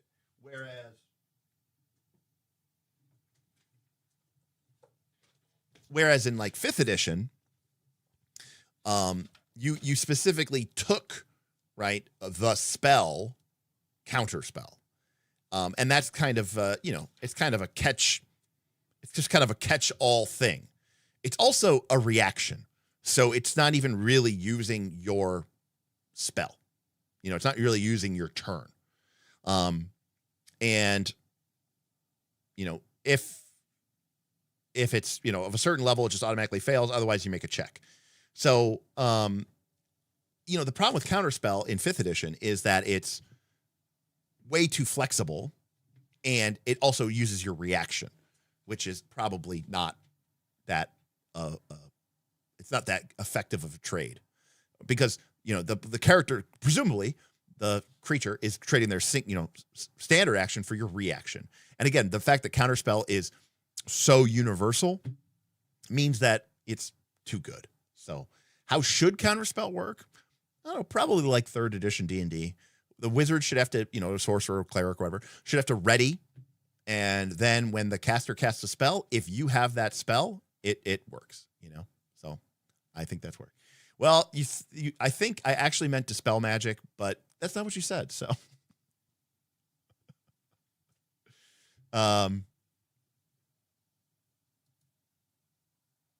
so now that is very weird, because I will say that if we go back to 3rd edition had the advantage that you had 3 types of monster abilities. You had extraordinary abilities, which were not magical at all. You had supernatural abilities, which were magical but weren't spells.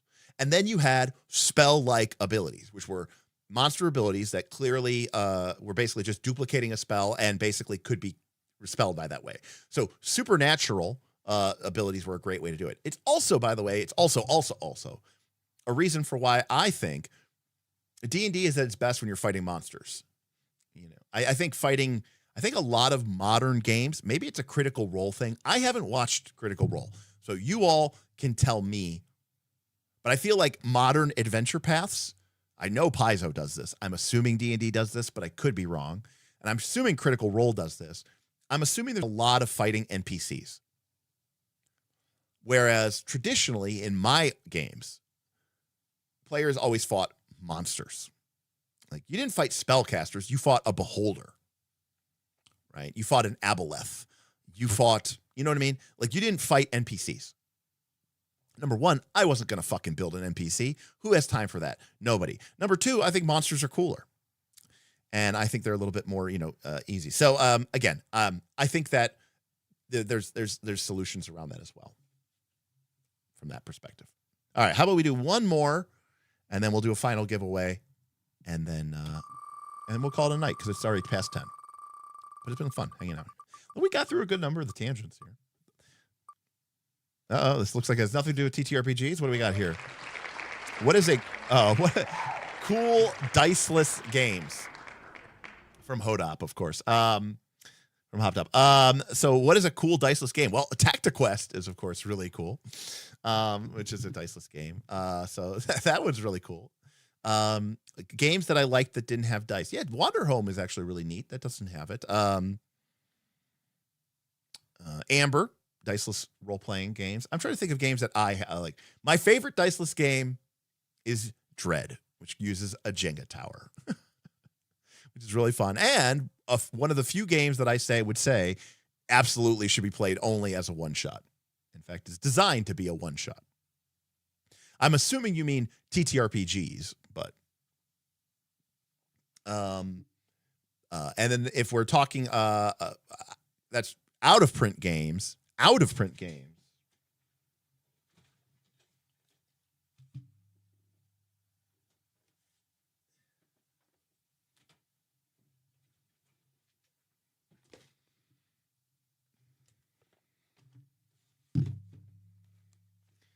Dragonlance Saga Edition, 5th Age, the dramatic adventure game. This is my absolute favorite diceless game.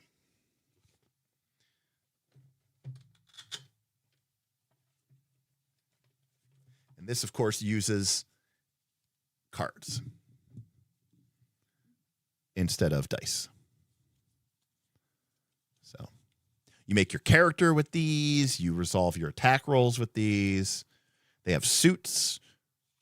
This was the game that changed the direction of this game came out, I want to say, in 1998. Right at the end of TSR. Maybe 97, 98. Let me see. Copyright 1996. Okay. So I thought it came out in 98, but okay, 96. So it basically came out right as I was starting high school. And I got it for Christmas, and I think we started playing it that summer. And it really changed everything that I could think of about how I thought about role-playing games. Because even like the role-playing games I had played at that point had mostly just been, variations of D&D, right? Earth Dawn and stuff like that. Sure, different mechanics, but Dragonlance and its card-based system. Again, the players have a hand of cards. So basically, it would be like the equivalent would be, hey, roll 60-20. And then store them in front of you. Like maybe your character sheet has little areas for where you could store your dice. So at the beginning of the session, roll 60-20, store them on the boxes. And then when you're asked to make a check or a save or something like that, you have to pick one of the 6 D20s in front of you. And you use it up. And then you roll a new D20 and to take its place and put it into the box. So basically, that's what the game did, more or less. I mean, it's a little bit more complicated than that, but it is essentially you pick the card from your hand, and that's it. The only X factor is that the cards had suits, and certain types of actions were better with certain types of suits. That's why you didn't just always use the highest value card. Additionally, you might want to save your high value card for something later on in the session, for something that might be really tough. And so sometimes you might be asked to make a check and maybe this is a good opportunity. I don't think it would be that bad if I failed this.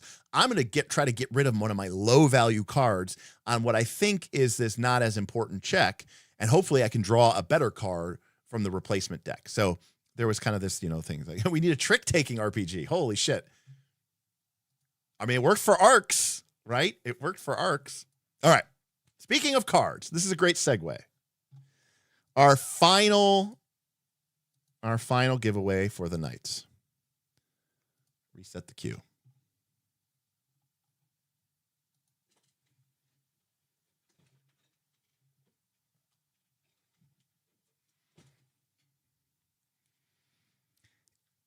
A copy of the out of print, out of business, no longer exists backstory cards from Ryan Macklin and Galileo Games. So this may be the only copy left. No, I don't know about that, but this is. I have talked about these. I have talked about these a ton on the channel, and I think these are one of the coolest tools to use during session 0 to build a really cohesive, cool party together. And these, unfortunately, the company is kind of in a state of limbo. These are out of print. You can't even buy the PDFs anymore. Now, there is a way that you can get these supposedly through Foundry. You can kind of get you can get them through Foundry, but the physical product is out of print. You can't even get the PDFs. So I unfortunately I bought a couple of these. I've given some to some friends. Auntie says, I got the last physical copy from Noble Knight months ago, so I'll opt out of this one. Well, I really appreciate you on that one. If I win, can I just have the box? Mine didn't come with one. I don't think that really works that way, Salty Snack, but so Denback says, for what it's worth, my understanding is there will be no reprint of that product. I reached out to Ryan, but I didn't hear back. A mutual friend told me that the product is done. Wow. There you go. So, and by the way, Den knows Ryan in real life, so, or friends of friends. So, but, yeah. Yeah, I opened it on stream, Jackal Torn Moons.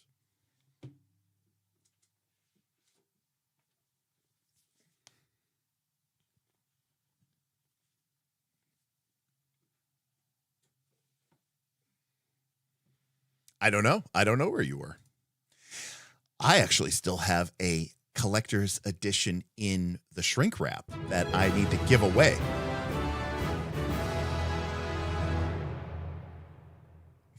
Well, Pumpkin, you're too ahead of the curve, buddy. Sierra Vulgaris tipped $10, starting a Wild Sea campaign next Friday. First non-one shot with a narrative system, and just rewatched your first look, number 163, for it as a refresher. Thanks for all the content, new and old. Well, there you go. And see, that's one of the cool things about, our channel era is that like when people can go back and watch a stream from, 2 years ago and be inspired to play a game. I think Wild Sea is a gorgeous book. It's a great book. It's a wonderful adaptation of the Forge in the Dark game. I think the people over at MythWorks are doing incredible work. They have a new game coming out called Pico from Felix Isaacs. I assume it's on MythWorks, but absolutely gorgeous game. The Wild Sea is amazing. The Storm and Root expansion book is also amazing. Just an absolutely gorgeous book. I love the art. I love the layout. Oh, this is a Storm and Root expansion book, by the way. But this lets you have airships. I'll middle them a little bit more, thing way. So, all right, Seven Ronin, sick. No, I'm not giving away a copy of Free Market. I only have one copy of Free Market. Fantastic.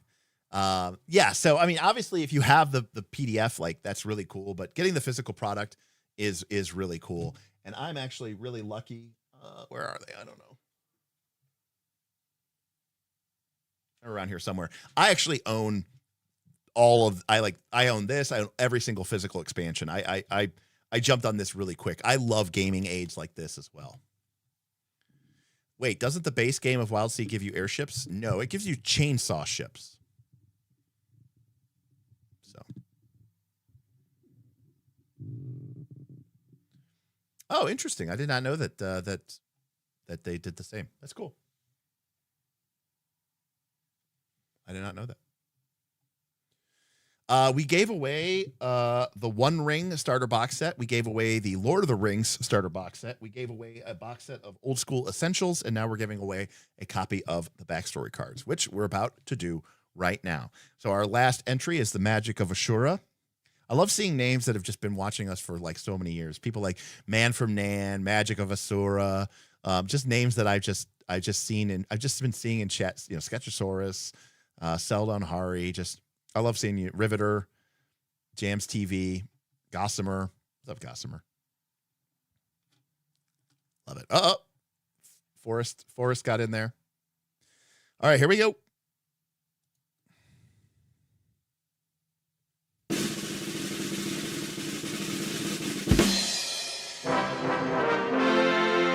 Benjamin Blackhurst, you are our winner of what might be the last copy, physical copy of backstory cards in existence. Benjamin Blackhurst, welcome. Congratulations. I'm just writing down who won what. So, Benjamin, if you want to go ahead and get in touch with me, my email address is up there at the top. Just send me that link to your account, your name, all that jazz. Email or mailing address, name that I can send it over to you. Would appreciate that. Link to your YouTube account, just so I know that you are actually you.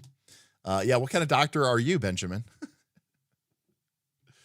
No, we haven't specifically talked about the Italian Renaissance, but my God, right? Between Two Little Mice and the folks, the folks who did the One Ring and Lex Arcana, and obviously our friends over at Need Games, it does seem really crazy, right?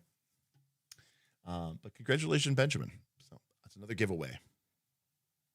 Not bad. We gave away a box set, and then, a box of cards. I'll also be including a Knights of Last Call sticker with all of our winners. So congratulations to all of you all as well. So fantastic stuff. Love having it. Love having you be part of our community. Love having you all here. You guys are the bomb. Just trying to get rid of this thing here. There we go. So that's going to do it for stream number 400. Now we can get back to the good stuff. We've got Wes says do a giveaway for Shoes shirt. Can't do it. Yeah, congrats to all the winners. Thank you, GM Scott, for providing stuff to the pool, the prize pool. We got some more stuff from GM Scott still in the prize pool as well. Was working on a PhD program, but unfortunately had to step aside due to health conditions. Well, Benjamin, sorry to hear that, but hopefully winning backstory cards is it's equivalent to finishing your PhD, right? But congrats there. We'll get back to the good stuff. I want to do a 13th Age deep dive along with, you guessed it, giveaway. We still need to finish up Draw Steel. We have a couple more classes to go through, which is great. And we've got first looks coming up. We've got Dolmenwood. We've got us going back to the land of Eam to cover the Mucklands campaign setting in person with Bob with the board game. We've got a list of about 10 or 15 first looks in the queue. We've got what else? We got One Ring, follow-up session 2. We've got my Moria deep dive, or my Moria solo game, which I'm going to be playing live with chat. We've got second looks. Yes. That's great. Anonymous tipped $4, 1 cent for every live stream. Hell yeah. Love it. 1 cent for every live stream. Love it. It's true. A lot of live streams. Again, like I said, in reality, we've probably done closer to 500 live streams because we did like like 15 or so for Root, which didn't count. We did like 12 for Frozen Flame. We did like 12 for Rise of the Rune Lord. So that's like an additional like 40 or 50 right there. Yeah, maybe more like 450, 460, something like that. Because there's been a couple other ones as well. I thought I heard a dog. Literally a penny for my thoughts. Yeah, one at a time. Right, we've got second looks with the 90s. Yeah, that's what I'm saying. The APs don't count in the live stream count because they're like their own count, basically. That's what I was saying. In terms of actual live streams, you know.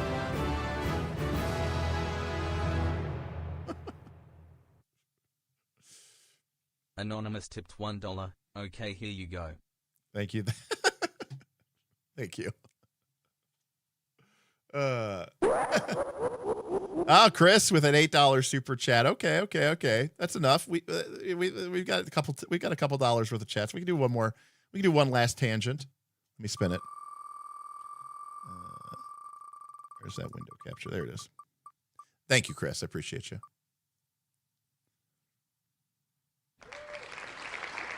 All right, Chris, thank you for your super chat there with the most interesting inventory mechanics from Hop Top. Well, I mean, Torchbearer, right? I mean, that's got to be the answer. I mean, I think I've never seen a game where people talked more about Torchbearer or talked more about inventory and had to deal with inventory as a party and make inventory-based decisions as with Torchbearer. I think Mouse Ritter's cool. I think, you know, like taking your damage as your equipment is really cool. I do think that's a neat system, but I think Torchbearer does it for me, you know, the absolute best that I've seen.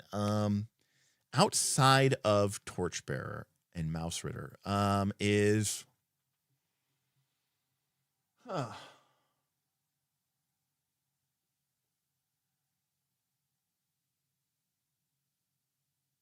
Dungeons. No, I'm just kidding. Let's see. I don't know. Most games kind of ignore inventory, right? And they make it really boring. I certainly like a slot-based system. You know, I will say that. I will say that I think the usage die, right, or Forbidden Lands has the resource dice, or whatever, I think is really cool. I think that's a cool bit of kit, and I do like that element. I like that system for sure. I think that's really cool. Yeah, I mean, obviously Salty Snack. I mean, having physical cards that you can physically move around. I mean, that's really cool, you know? If I want to go the complete opposite of it, yeah, I think having the IP, the quantum inventory, is the right way to do it. And I hate to say this, I want it to either be one way or the other way. I want it to either be gamist or I want it to be narrativist, and I really don't want it to be simulationist. That's where I'm at. Because believe it or not, Torchbearer's inventory management system is not simulationist. It is gamist. It is gamist as fuck. And it's a fun little mini game. Now, maybe you don't find it fun. Maybe you just find it interesting. I happen to find it interesting and fun. But it's very gamist. Or it's Fabula Ultima, where it's this, it still matters because it's this resource, you're tracking it, but we're not tracking, you know, specifically into, you know, of its elements, which I think is really cool.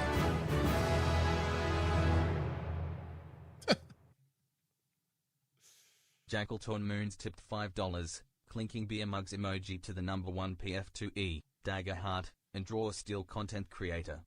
I don't know about, I mean, I probably am the #1 Draw Steel creator, but I don't know about Pathfinder 2nd Edition. I will say this, man, what happened to Pathfinder 2nd Edition? Does anybody make videos for Pathfinder 2nd Edition? I randomly, it was the other day looking, like, Ronald hasn't made a video in, like, forever. No Nat hasn't made a video forever. Yeah, I don't even think, I think Ronald, I don't even know if he still makes videos. Obviously, you know, whatever, who used to make videos? Oh goodness. I mean, No Nat, Ronald, there was, how it's played. I think they don't make game videos anymore. So yeah.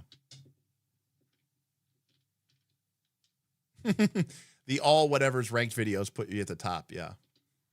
Ronald moved channels and now talks media and politics. I guess Thrabe and you. What's Ronald's new channel?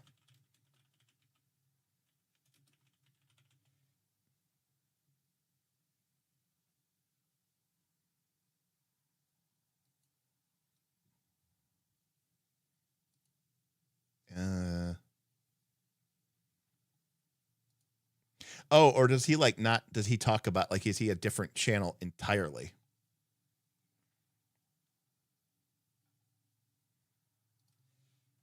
Math Finder. Hello, everyone. This is Math Finder. Yeah, but the problem is his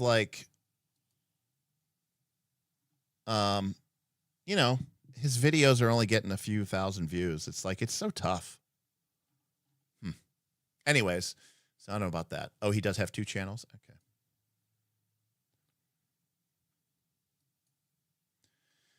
I'm going to guess that he does a lot better with his other channels.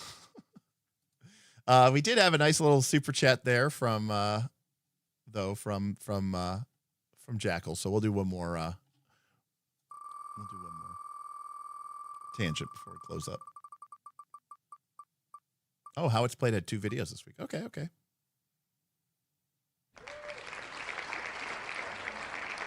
All right. From Darth Gorlock says, if you had to choose one.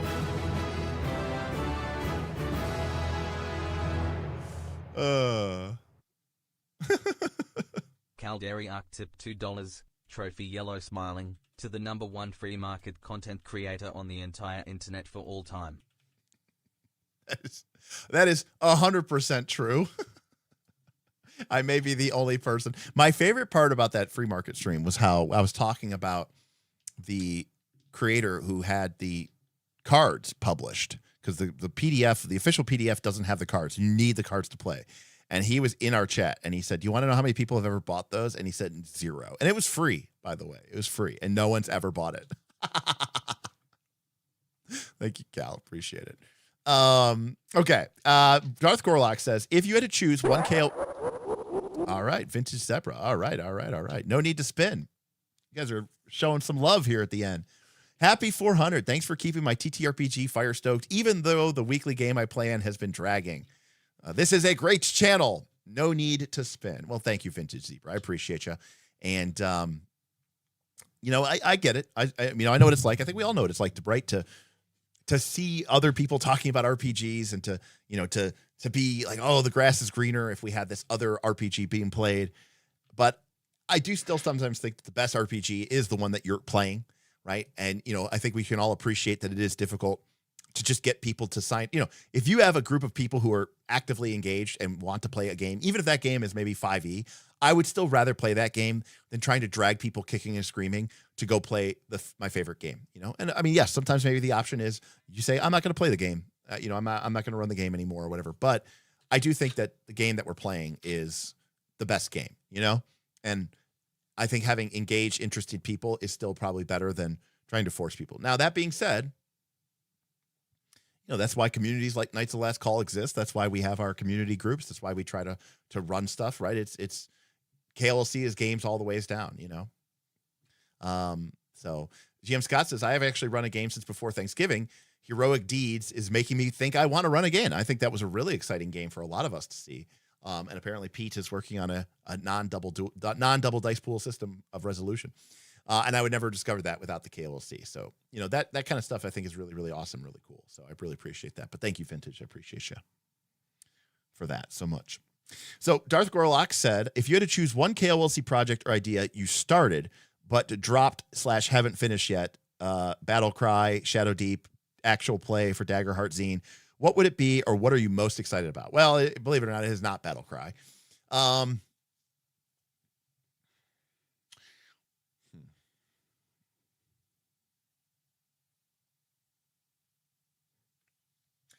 mean, I will say, it's not on this list, but, creating mega games is, I think, for me, the most interesting element of the game because it leads directly to people playing. And I think that's really neat. I think that's really cool. So I think that's, really, really cool. I like creating mega games. I like creating experiences for people to go and play. However, of those elements, I will say that the Daggerheart zine does really speak to me, but I'm also aware that maybe that's not what the community needs or wants right now. So I'm a little bit hesitant to want to engage in that route, but that feels a much less, overwhelming to me than creating an entire, mega dungeon or whatever. And unfortunately, I say this with love in my heart. I've been kind of once bitten, twice shy. Actual plays are a lot of stress on me because I have to rely on other people. And unfortunately, I am not in a position where I can, throw a shitload of money at people and make them paid employees and make playing games with me their number one priority. Unfortunately, this is a below tertiary importance for folks. And a lot of my friends who are like me are in their late 30s, early 40s. They all have kids. And so their availability is sporadic at best, non-existent at worst. And unfortunately, actual plays and things like that can be very frustrating for me because I that this isn't important to them, and nor should it be. But it is important to me. Being a professional is important to me. I take this seriously, even if it is just stupid, silly games for, a few thousand people that watch these shows. And I don't want to get mad at anybody for being like, hey, my kids got sick. So it puts me in a weird spot. So while I would love to run an actual play, Daggerheart or whatever, what have you, it is a little, it could be very frustrating for me. And I have experienced that frustration firsthand. So I'll say that. But I think the Daggerheart zine is probably the one that I think I was the most interested in. But I just feel like I kind of hit a brick wall with the community,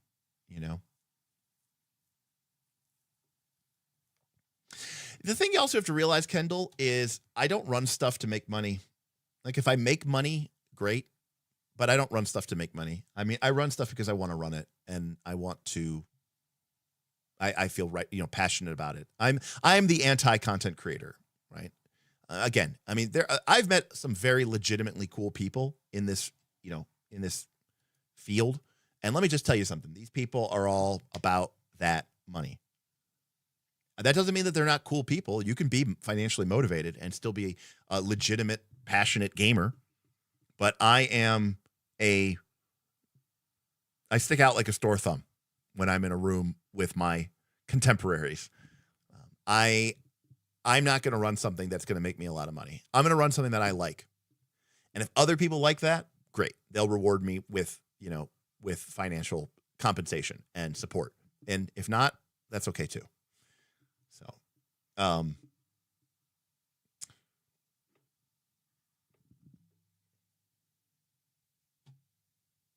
right. Exactly. People want to see you run, but APs don't do that well. Right. So and again, and unfortunately, since I am trying to make a living on this, I have to find that balance between things that I can do that people will support and things that I'm actually passionate and interested in doing. So there's that overlap between that. But yeah, 100%. Exactly, Keithor. But again, it's got to be something that I think is really cool and interesting. And between me and you, I think all the people vomiting forth campaign frames, I don't find that particularly interesting. I would much rather people make their own campaign frame and have it. The structure of a campaign frame to me, there's just too many of them, and I think that they're easy to produce, and I think that they require very little design. It's just like, here's some art and some ideas, and I'm going to throw it in a bag and say, okay. And I don't know. I'm not trying to poo-poo on frames.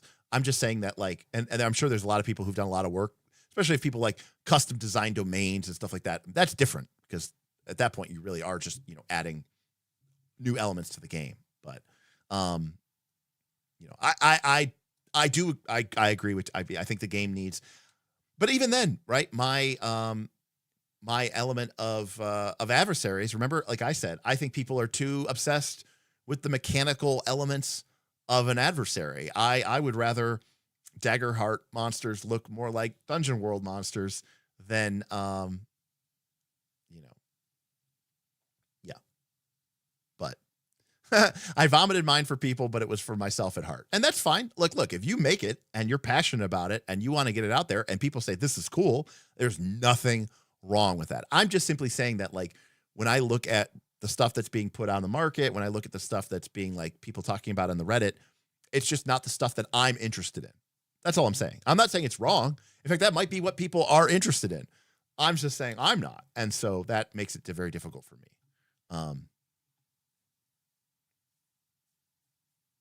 Yeah. So, because I'm not trying to say that, like, I'm the best at creating, everything and anything. I have my stuff I'm good at and stuff I'm not good at,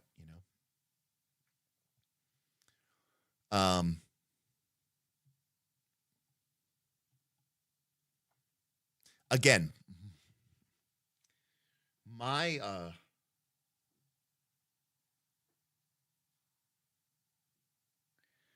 my interest in Daggerheart is in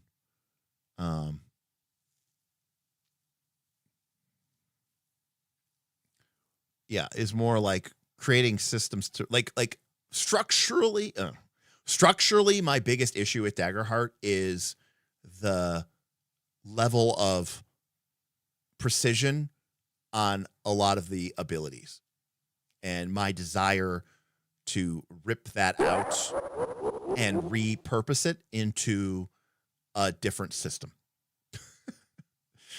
See ritual. See also rituals, basically, is what it comes down to. I think fundamentally that is my, like, biggest problem structurally with the game. Not like, I mean, like, oh, the spotlight system. Yeah, I know Derek wants to spotlight, not have the players controlled or whatever like that. But that's one of those things that's more of like a GM style thing.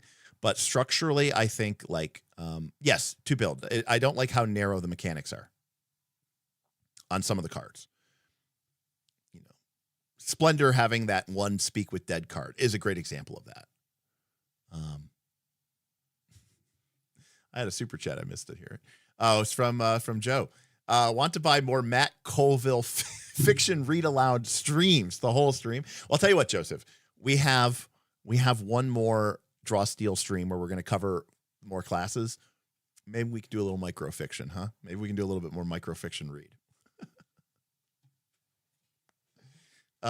So how about that? We could do that. Again, I don't want to shit on anybody. I don't like it. It's not for me. And yet I saw other people who were like, wow, reading that microfiction made me super excited to play that class. Okay, cool. Okay, cool. But yeah.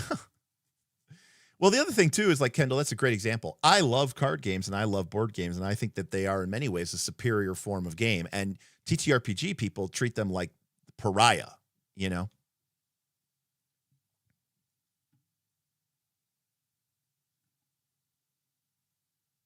I am the only person reading Matt Colville's microfiction as well. So I must say Daggerheart is awesome. At first I wanted to make stuff a lot for it. Then I found out I could use all those ideas and create my own system that is my take on the duality system. So this is where I haven't really talked about this, but one of the problems with me is I'm like a realist, and I think about myself in people's positions. I'm trying to think of a great example of this. There's a metaphor for it. I mean, there's an easier metaphor for it. One of the reasons why the biggest reason why I am having a hard time engaging with Daggerheart content is because fundamentally what I'm asking people, and I realize that this is a genius marketing decision.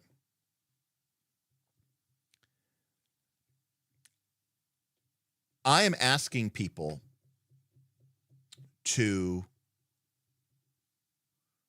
who have just bought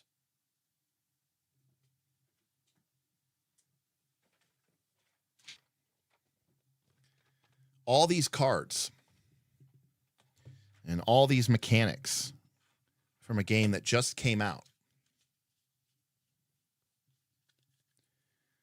and all these classes that just came out, and then I'm saying, throw them away. That's the problem with the Daggerheart model, is with a card model. It's like once you have grubbins, right? Like once you have fiddly bits, I feel like it you know what it's like the equivalent of? People own their D20 and their D12s and their D8s and their D10s and their D4s and their D6s. And so when you come out with a game and you say, my game uses proprietary dice, or my game doesn't use all of your cool, beautiful Dispel dice, it only uses the D12s, or it only uses the D6s, or whatever. People go, nah, I'm going to stick with the game that lets me use all of the things I already bought, because I have my whole ecosystem designed around that. And for something like Daggerheart, which is like relatively brand new, I both feel like an asshole and also like a narcissistic fool to be like, hey, I think I have a better druid, and my druid uses 2 domains. One is called the primal domain, and one is called the elements domain, or the elemental domain. And they're different and they're unique from what you already purchased. So, your Sage domain and your Arcane domain cards that you just bought from that game you just got, the one that I told you is really cool. Yeah, stop using that. And zip zap wrap, 10 trillion% true. I mean, that goes without saying, right? Like, I saw people coming out with Daggerheart products in June, and I was like, the game came out in late May. How much have you played this game, and you're already releasing products? Seems kind of crazy. Wow. New domain, huh? New class, huh? New campaign frame, huh? How much of the game do you know? Well, I don't know it.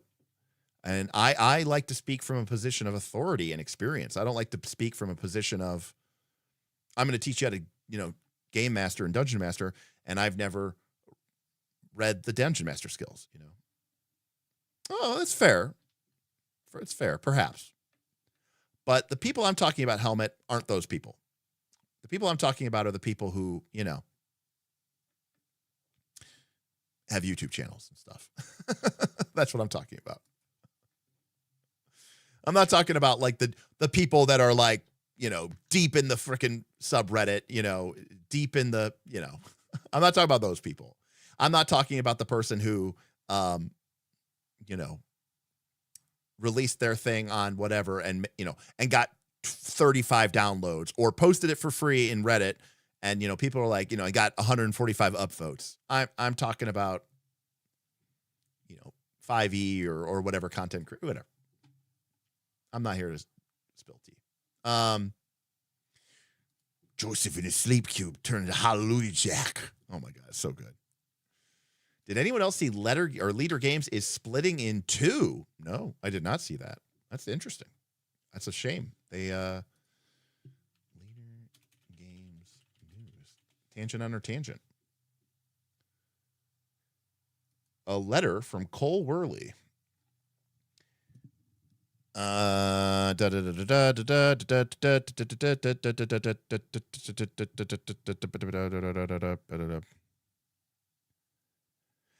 the coming weeks, Kyle and I will be forming an entirely new company. Kyle is Kyle Farron, the artist.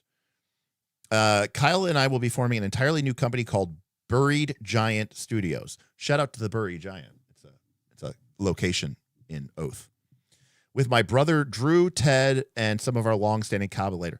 Leader Games has agreed to sell us ownership of both Oath and Arcs.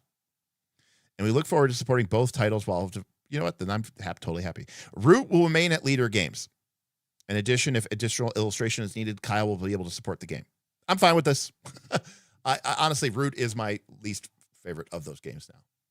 Root got taken over by like the board gamers and like the competitive board gamers, and I much prefer Arcs and Oath in their sort of weird collaborative, it's competitive, but it's not really competitive type game, which I really liked. So not that I own every expansion for Root. I think Root's a great game and I think it's really fun, but Root didn't grab me the way that Oath and Arcs did. And the fact that they're calling their game company Buried Giant Studios says to me that that is where Cole and Kyle, at least, but especially Cole's mindset is. So, yeah. Whereas Root, I'm sure, is most undoubtedly the more marketable IP. And I'm guessing that Leader Games just wanted, them to just spam more Root shit. Root spinoffs, Root this, Root that, Root solo game, Root duo, right? Root duel or something, right? Every fucking game needs a fucking duel now. And I'm sure I'm totally speculating here, but I'm going to guess that like Cole was like, nah, no. I want to make these weird, evocative, the Root map even kind of has lanes, right? If you think about it. Anyways, that would be my guess. And the fact that Cole, and be clear, I don't give a shit about Leader Games. I care about Cole. I would love Root Duel. Yeah. Big Die says Root is just a cutesy skin on a coin game. I mean, it's very asymmetric. It's very, there was some cool innovation there for sure. But yes, the other games are way more unique and have created game experiences that are unlike anything else I've ever experienced in a board game. So, those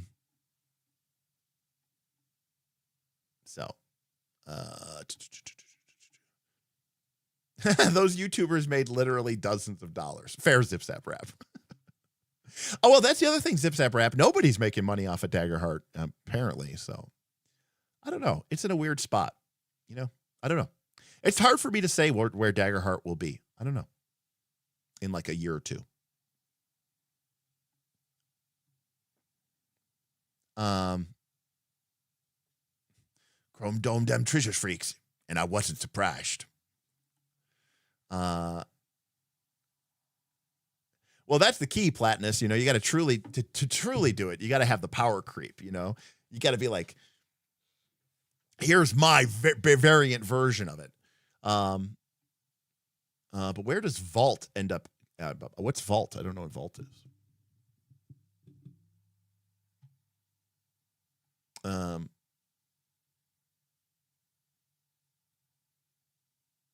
Fair enough, Helmet. I mean, look, you've got the right attitude about it, I think. There is no Arcs RPG. There we go. Let's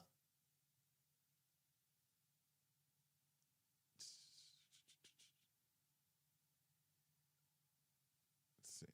I will be keeping Daggerheart alive. Zip Zap Rap believes that this time next year, Daggerheart and Draw Steel are almost assuredly dead. I don't know. Did you get your dogs as puppies? Nope. Zeus was Amanda's dog when we started dating, but when we were originally dating. He was already 3. And like I said, now he's going to almost be 11 or 12. And then Maple we got as like a 1-year-old from the pound. Now she wasn't house trained, but they weren't puppies. Oh, Vast. I don't know. I didn't see them mention Ahoy or Vast or what's the other 4-letter game?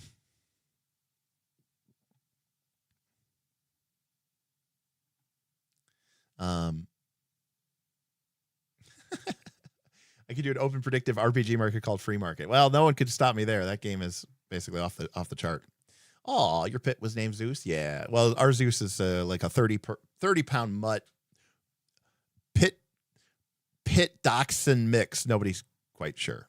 Yeah, Root got marketable in a big way. Francois tipped $10. Dagger hype. Francois tipped $10. Hashtag dagger hype. You guys are keeping this train going. Yeah, a Pitchhund. I will say I'm in a weird spot with Daggerheart. Again, I find myself in a weird spot because, number one, I haven't had the opportunity to run it like I wanted to. The game came out. I was super excited. I got the crew together. Everybody else was excited. We all bought copies. We started building a home studio so that we could play. And then, like I said, real life came in and shit everything. And Daggerheart, to me, really, really, with the cards and everything else, it is a game I absolutely want to play in person. Yes, I know there's Foundry Born or whatever. It's just not the same for me. And especially Foundry has terrible card support. I like the cards. In fact, if you notice in my design, I want to do more with the cards. Okay. Not Primal, not just, my idea for Primal, right, is to have the double-sided cards. I would love for every domain to have some sort of tangible, gimmick. Whether that be, and Daggerheart does this already, so this isn't completely out of line, but like having a thematic gimmick across the cards, right? Where having counters build up on the cards. And instead of that, because there's a lot of cards that say like, put 3 counters on this card and remove 1 counter every time you do stuff like that. I fucking love that shit. Love it. And I would love to have sort of thematic mechanics that go across a domain, right? And even better or cooler is if there's a way. Is there a whiteboard in our future? I think so. I didn't mean to go into a Daggerheart thing, but I guess it's a tangent, so technically that's a thing. A color e-ink placemat, yeah. Well, that was something we talked about doing, right? Which was we were going to talk about doing okay. We were talking about doing like custom playmats, right? Like and like making playmats for I got to reset this. Making playmats for Daggerheart so that you had like tableaus that you could use, right? We thought that would be really cool. We need the ring tempts you, but for Daggerheart. Yeah. I was going to sleep. Why the whiteboard? It's my favorite thing. I'm sorry. Apologies. I do think Daggerheart could be a good fit for Arcs. I think Arcs is amazing, by the way. Zipsat says, if I ever ran Daggerheart again, no cards, period, at my table. Zipsat, I get the impression that you're a bit of an old school fan, or maybe a bit more of a traditionalist. You seem to feel like Draw Steel and Daggerheart are drawing dead, and you seem to feel like you don't like cards at your table. I mean, I respect it. Just saying. I'm just wondering. Okay, so where were we? Oh, right. So my idea was that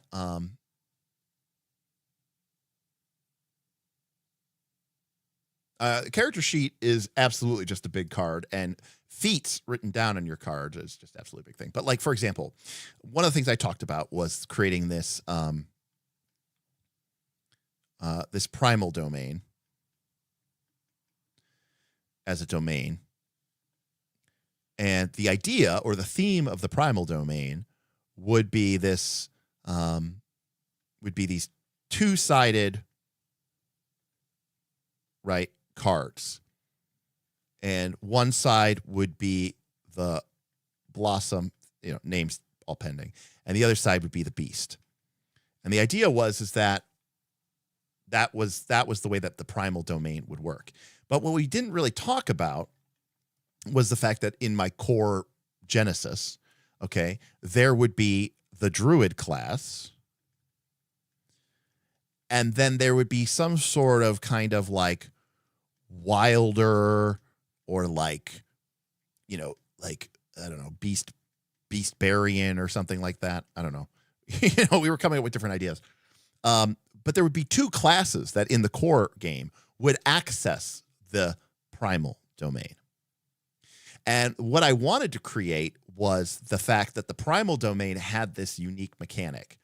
But then outside of that, the way that the druid class would have its own way of interacting specifically with this mechanic, which would be different, but thematically aligned with the way that this wilder barbarian, beastbarian, would interact with that mechanic. In other words, the mechanic of primal involves flipping the tards over, but I would want it to be done in a way that the druid had one way of interacting with that mechanic, and this wilder beastbarian had a slightly interacting with the kind of the same mechanic. And this is where the design problem comes in, because the druid, in our example, was also going to get a new domain called, elemental or elements or something like that. And this elemental domain was also then going to need some kind of bespoke, I'll even use the term, bespoke fiddly mechanic.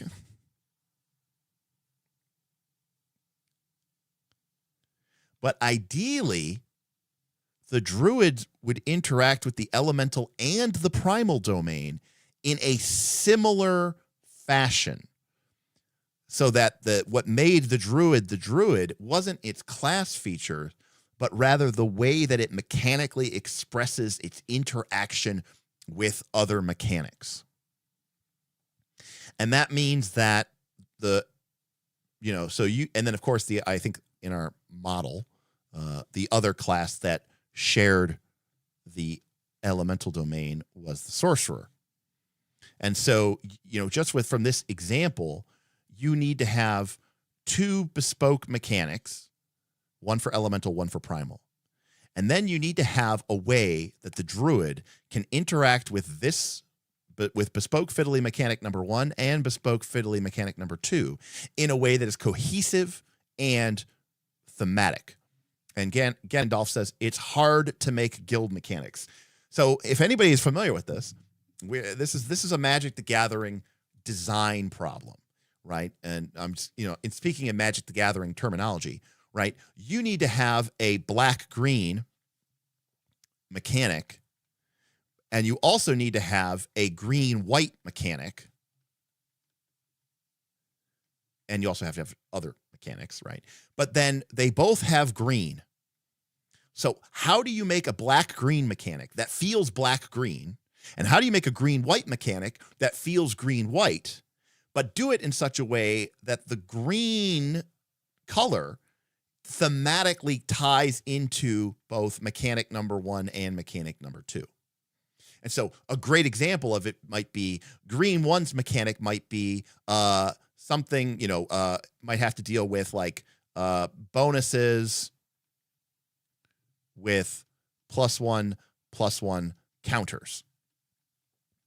And black green's mechanic might be like eat cards from the graveyard for +1/+1 counters, right? So that's black green's mechanic. And then green white's mechanic is, some sort of bonus or triggers that has to do with when +1/+1 counters are placed, or maybe it like doubles +1/+1 counters, or you get to do, you might have a card that says draw 1 card for every creature you have that has at least 1 +1/+1 counter on it, right? So that's the green white mechanic. And the black green mechanic is more about eating things from the yard and putting +1/+1 counters. We call it the scavenging ooze mechanic. But what thematically ties these together is that if you had these cards in the same deck, these two mechanics shared through their green DNA would trigger and work well off one another.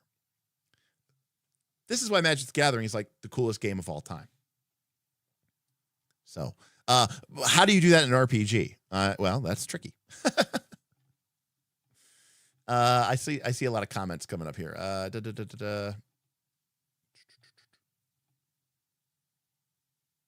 Daggerheart is simply too many cards per player with too dense tasks. Interesting. I find the Daggerheart design to be extremely brief because they had to fit it onto a text.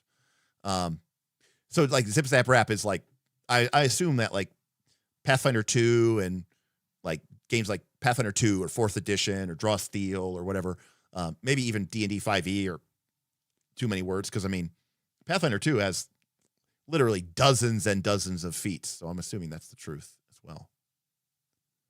But you're absolutely right. If you give people shiny buttons, they will tend to focus on the buttons. You're absolutely right.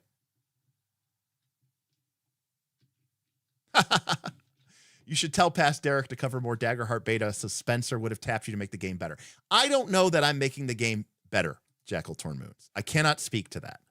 I am making the game more cohesively sensible to me. I am making the game more mechanically interesting, and so, yeah.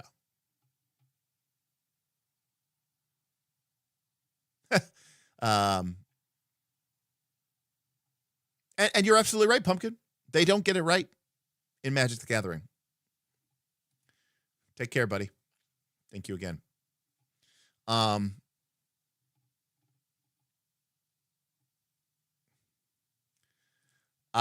Well, no. A classless game is even more disturbing and frightful and horrible.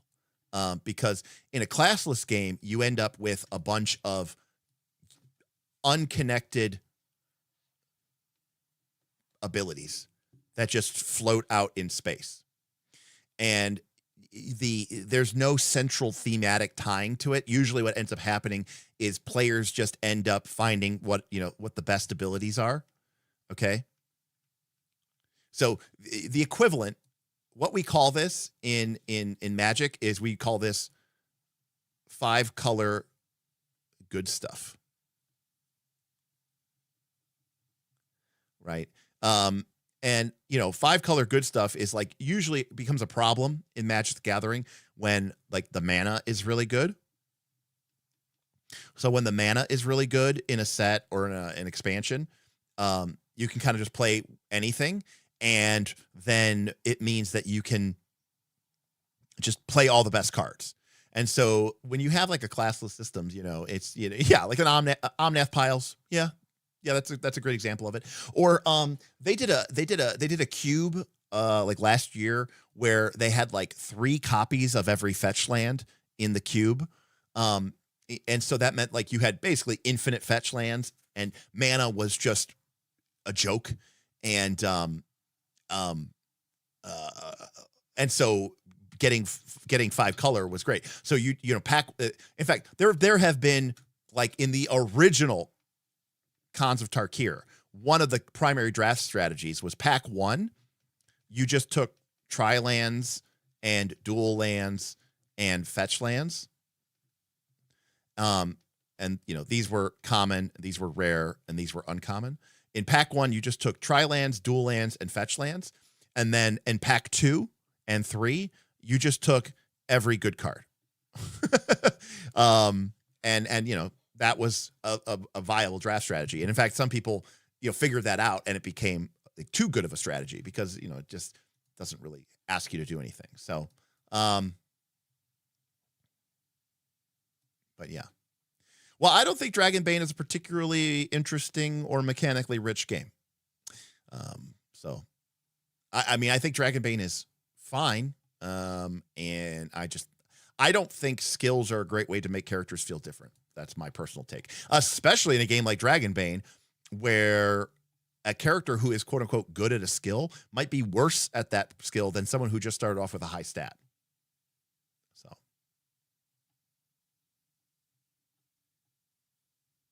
yeah, it's great for what it is. I'm not trying to say it's not, but, right. From a design standpoint, 5-color good stuff is terrible. Right. 5-color good stuff is to me usually indication of a failure of the design. But yeah. Right. Yeah. Domain is a separate issue. Domain is really a green deck, believe it or not, most of the time. So Domain is just sort of a way of getting into green. But anyways,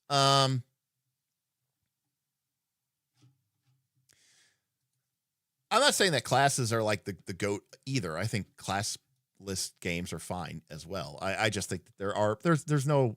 Yeah, professions are exactly. Are we talking about Dragonbane? Yeah, professions are class. Well, no, professions are not classes because there is nothing that a profession gives you in Dragonbane that is unique to that profession. Yes, that profession starts with a certain heroic skill or heroic ability, but anybody can get that heroic ability. So getting that is not really a matter. It's just what you start with, and maybe it changes like, what your starting equipment is, but that doesn't mean that everybody can go get that starting equipment eventually. It's just what you start with in Dragonbane. So anyways, my point is what this does, this to me is a more interesting game, but I also feel like even at this point, I feel like I am doing you a disservice in calling this, again, I don't want to disparage anybody, but calling this Daggerheart to me is a bit like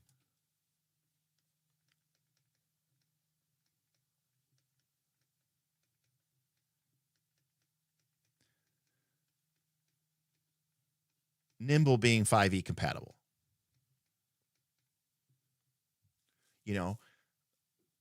Again, I think Nimble's cool. But let's not kid ourselves here. If you're playing Nimble, you could put the Daggerheart, you could put the 5e books away. The same way as I said before, 3.5 was backwards compatible with 3.0. And I said, how many people kept using their 3.0 books after 3.5 books came out? And the answer is none.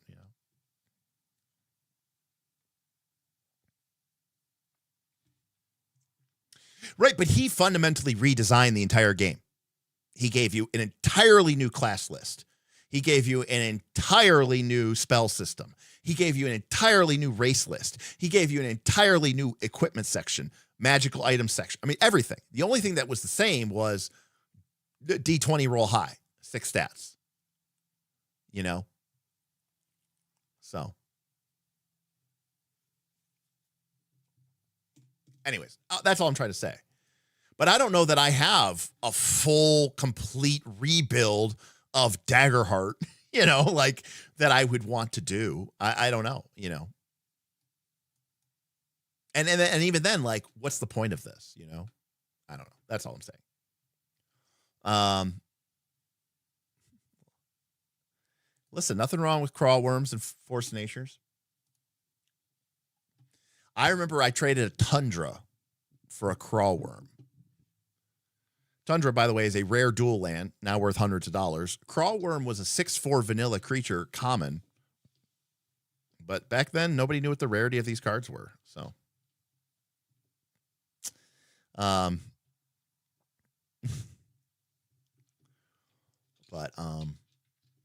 my first good Magic the Gathering deck, when I actually started to play and I actually, was able to buy and trade and sell enough cards. Anson Maddox, I think, was the author or the artist of Force of Nature. I think it was Anson. I could be wrong, but maybe I'm wrong. But who did the arts?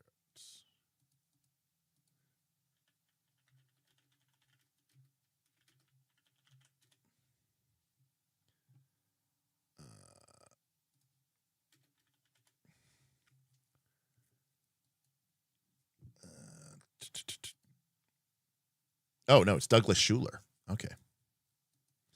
My first cool Magic the Gathering deck was a deck that had like 4 Llanowar Elf, that's a mana dork, and then like 4 Birds of Paradise, that's also a mana dork.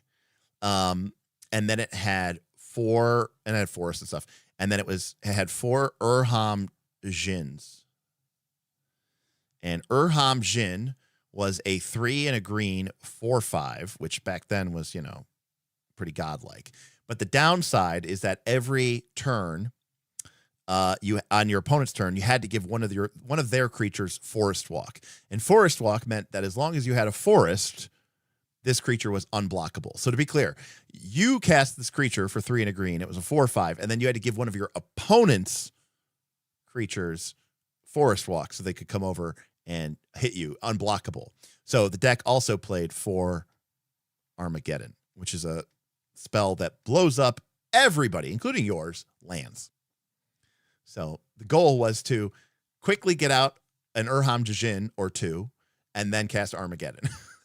And that way there's no lands. And I still have my mana dorks, and that was it. You know, that was like, and of course, obviously it was green, so white. So I got to play, swords. I got to play, four swords to plowshares, and 4 giant growths and stuff like that. But the main tech was Urham Jin and Armageddon. Classic, Urham Jin gives you this weakness, blow up all the lands. There you go.